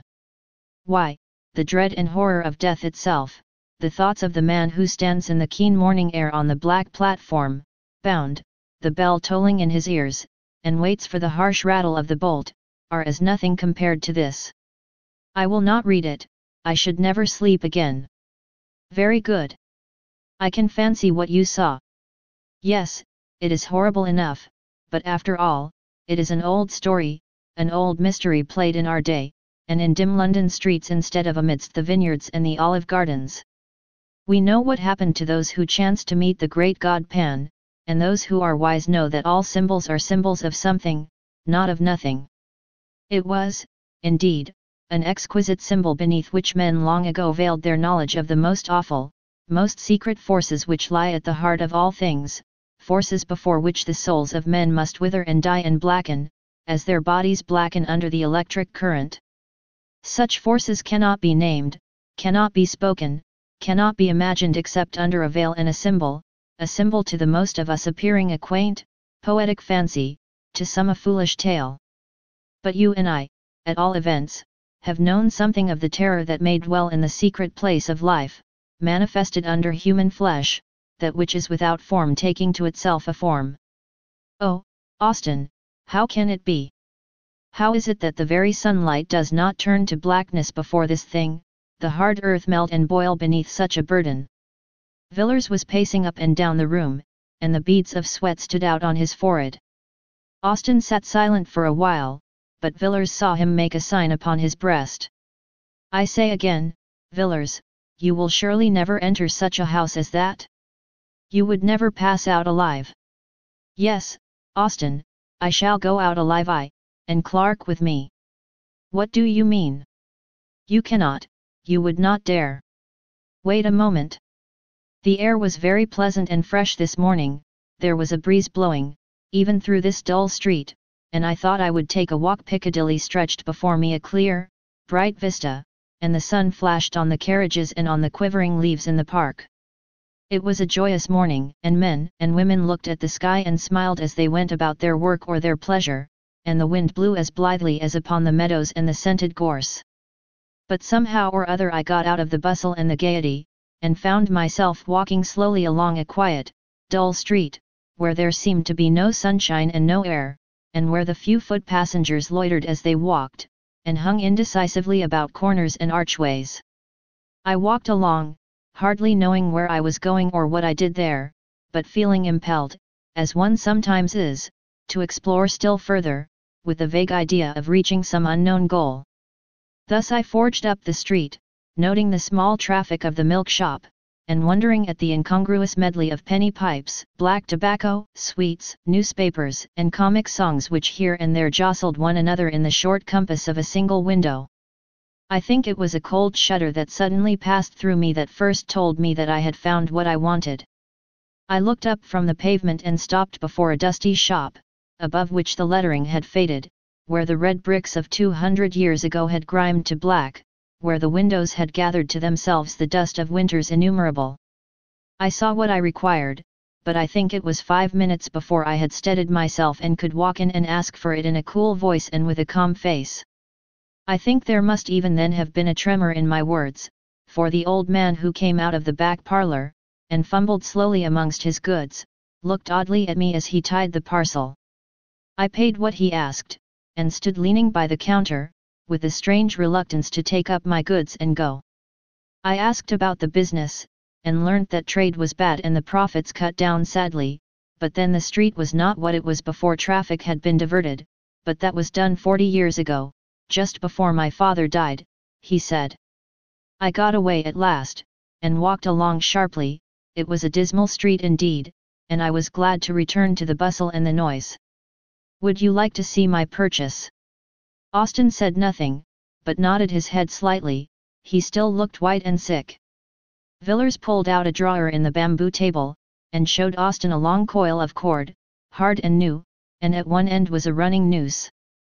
It is the best hempen cord, said Villars, just as it used to be made for the old trade, the man told me. Not an inch of jute from end to end. Austin set his teeth hard, and stared at Villars, growing whiter as he looked. You would not do it, he murmured at last. You would not have blood on your hands. My God, he exclaimed, with sudden vehemence, you cannot mean this, Villars, which you will make yourself a hangman. No, I shall offer a choice, and leave Helen Vaughan alone with this cord in a locked room for 15 minutes. If when we go in it is not done, I shall call the nearest policeman. That is all. I must go now. I cannot stay here any longer, I cannot bear this. Good night. Good night, Austin. The door shut, but in a moment it was open again, and Austin stood, white and ghastly, in the entrance. I was forgetting, he said, that I too have something to tell. I have received a letter from Dr. Harding of Buenos Aires. He says that he attended Mayrick for 3 weeks before his death. And does he say what carried him off in the prime of life? It was not fever. No, it was not fever. According to the doctor, it was an utter collapse of the whole system, probably caused by some severe shock. But he states that the patient would tell him nothing, and that he was consequently at some disadvantage in treating the case. Is there anything more? Yes. Dr. Harding ends his letter by saying, I think this is all the information I can give you about your poor friend. He had not been long in Buenos Aires, and knew scarcely anyone, with the exception of a person who did not bear the best of characters, and has since left a Mrs. Vaughan. The fragments. Amongst the papers of the well-known physician, Dr. Robert Matheson, of Ashley Street, Piccadilly, who died suddenly, of apoplectic seizure, at the beginning of 1892, a leaf of manuscript paper was found, covered with pencil jottings. These notes were in Latin, much abbreviated, and had evidently been made in great haste. The Ms. was only deciphered with difficulty, and some words have up to the present time evaded all the efforts of the expert employed. The date, XXV July 1888, is written on the right-hand corner of the MS. The following is a translation of Dr. Matheson's manuscript. Whether science would benefit by these brief notes if they could be published, I do not know, but rather doubt. But certainly I shall never take the responsibility of publishing or divulging one word of what is here written, not only on account of my oath given freely to those 2 persons who were present, but also because the details are too abominable. It is probably that, upon mature consideration, and after weighing the good and evil, I shall one day destroy this paper, or at least leave it under seal to my friend D, trusting in his discretion, to use it or to burn it, as he may think fit. As was befitting, I did all that my knowledge suggested to make sure that I was suffering under no delusion. At first astounded, I could hardly think, but in a minute's time I was sure that my pulse was steady and regular, and that I was in my real and true senses. I then fixed my eyes quietly on what was before me. Though horror and revolting nausea rose up within me, and an odor of corruption choked my breath, I remained firm. I was then privileged or accursed, I dare not say which, to see that which was on the bed, lying there black like ink, transformed before my eyes. The skin, and the flesh, and the muscles, and the bones, and the firm structure of the human body that I had thought to be unchangeable, and permanent as adamant, began to melt and dissolve.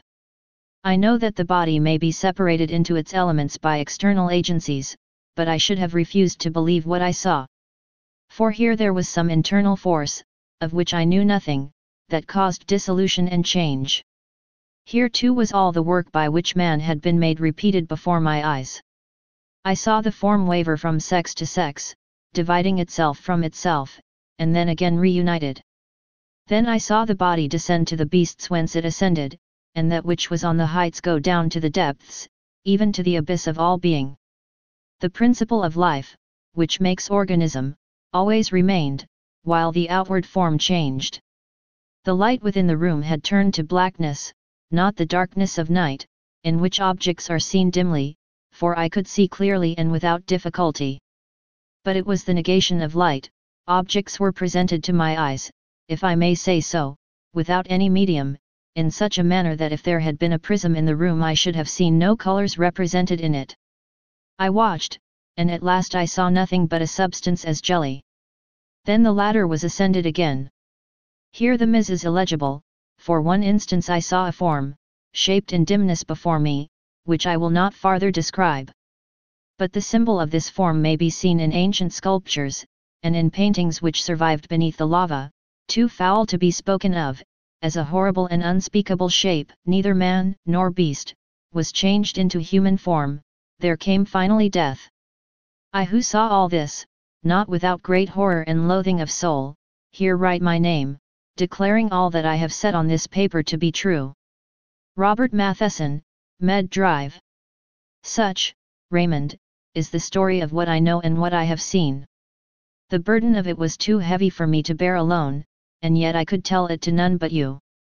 Villars, who was with me at the last, knows nothing of that awful secret of the wood, of how what we both saw die, lay upon the smooth, sweet turf amidst the summer flowers, half in sun and half in shadow, and holding the girl Rachel's hand, called and summoned those companions, and shaped in solid form, upon the earth we tread upon, the horror which we can but hint at, which we can only name under a figure. I would not tell Villars of this, nor of that resemblance, which struck me as with a blow upon my heart, when I saw the portrait, which filled the cup of terror at the end. What this can mean I dare not guess. I know that what I saw perish was not Mary, and yet in the last agony Mary's eyes looked into mine. Whether there can be anyone who can show the last link in this chain of awful mystery, I do not know, but if there be anyone who can do this, you, Raymond, are the man. And if you know the secret, it rests with you to tell it or not, as you please. I am writing this letter to you immediately on my getting back to town. I have been in the country for the last few days, perhaps you may be able to guess in which part. While the horror and wonder of London was at its height for Mrs. Beaumont, as I have told you, was well known in society, I wrote to my friend Dr. Phillips, giving some brief outline, or rather hint, of what happened, and asking him to tell me the name of the village where the events he had related to me occurred. He gave me the name, as he said with the less hesitation, because Rachel's father and mother were dead, and the rest of the family had gone to a relative in the state of Washington 6 months before. The parents, he said, had undoubtedly died of grief and horror caused by the terrible death of their daughter, and by what had gone before that death. On the evening of the day which I received Philip's letter I was at Maine, and standing beneath the mouldering Roman walls, white with the winters of 1700 years, I looked over the meadow where once had stood the older temple of the god of the deeps, and saw a house gleaming in the sunlight. It was the house where Helen had lived. I stayed at Maine for several days. The people of the place, I found, knew little and had guessed less. Those whom I spoke to on the matter seemed surprised that an antiquarian, as I professed myself to be, should trouble about a village tragedy, of which they gave a very commonplace version, and, as you may imagine, I told nothing of what I knew. Most of my time was spent in the great wood that rises just above the village and climbs the hillside, and goes down to the river in the valley, such another long lovely valley, Raymond, as that on which we looked one summer night, walking to and fro before your house. For many an hour I strayed through the maze of the forest, turning now to right and now to left, pacing slowly down long alleys of undergrowth, shadowy and chill, even under the midday sun, and halting beneath great oaks, lying on the short turf of a clearing where the faint sweet scent of wild roses came to me on the wind and mixed with the heavy perfume of the elder, whose mingled odor is like the odor of the room of the dead, a vapor of incense and corruption. I stood at the edges of the wood, gazing at all the pomp and procession of the foxgloves towering amidst the bracken and shining red in the broad sunshine, and beyond them into deep thickets of close undergrowth where springs boil up from the rock and nourish the water weeds, dank and evil. But in all my wanderings I avoided one part of the wood. It was not till yesterday that I climbed to the summit of the hill, and stood upon the ancient Roman road that threads the highest ridge of the wood. Here they had walked, Helen and Rachel, along this quiet causeway, upon the pavement of green turf, shut in on either side by high banks of red earth, and tall hedges of shining beech, and here I followed in their steps, looking out, now and again, through partings in the boughs, and seeing on one side the sweep of the wood stretching far to right and left, and sinking into the broad level, and beyond, the yellow sea, and the land over the sea.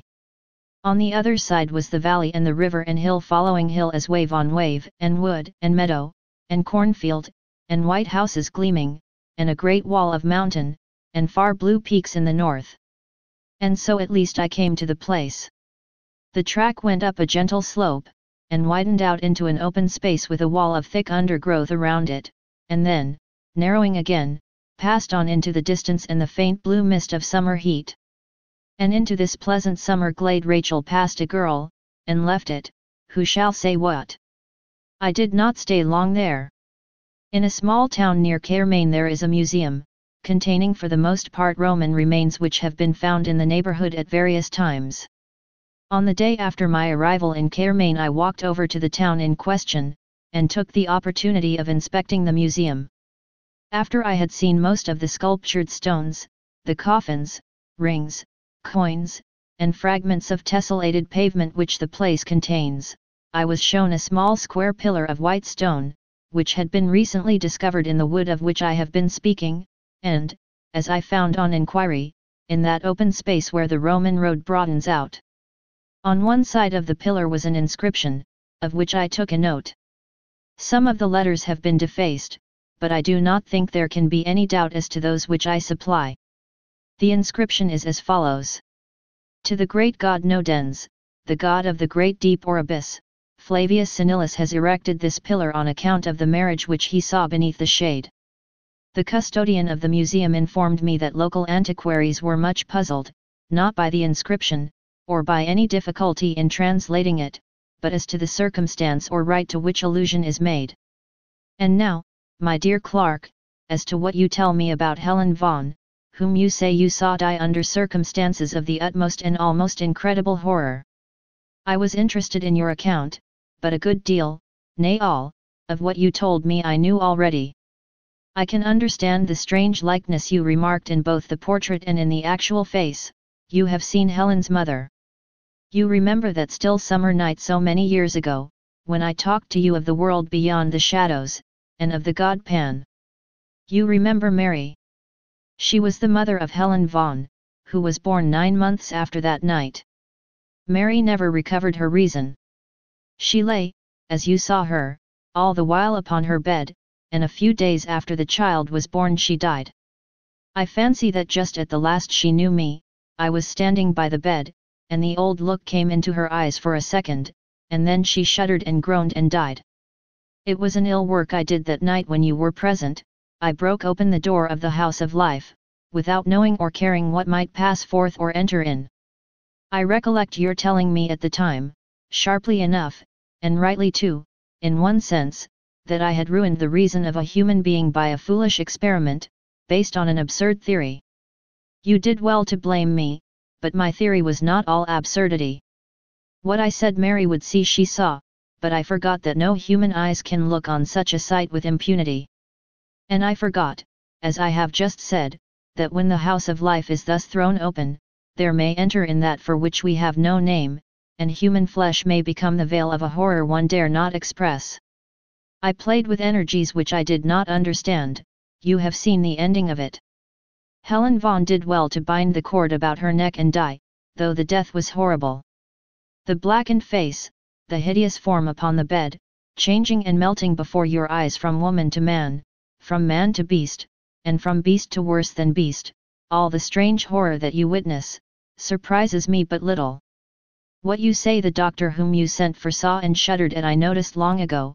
I knew what I had done the moment the child was born, and when it was scarcely 5 years old I surprised it, not once or twice but several times with a playmate, you may guess of what kind. It was for me a constant, an incarnate horror, and after a few years I felt I could bear it no more, and I sent Helen Vaughn away. You know now what frightened the boy in the wood. The rest of the strange story, and all else that you tell me, as discovered by your friend, I have contrived to learn from time to time, almost to the last chapter. And now Helen is with her companions. Stay paranoid, my friends.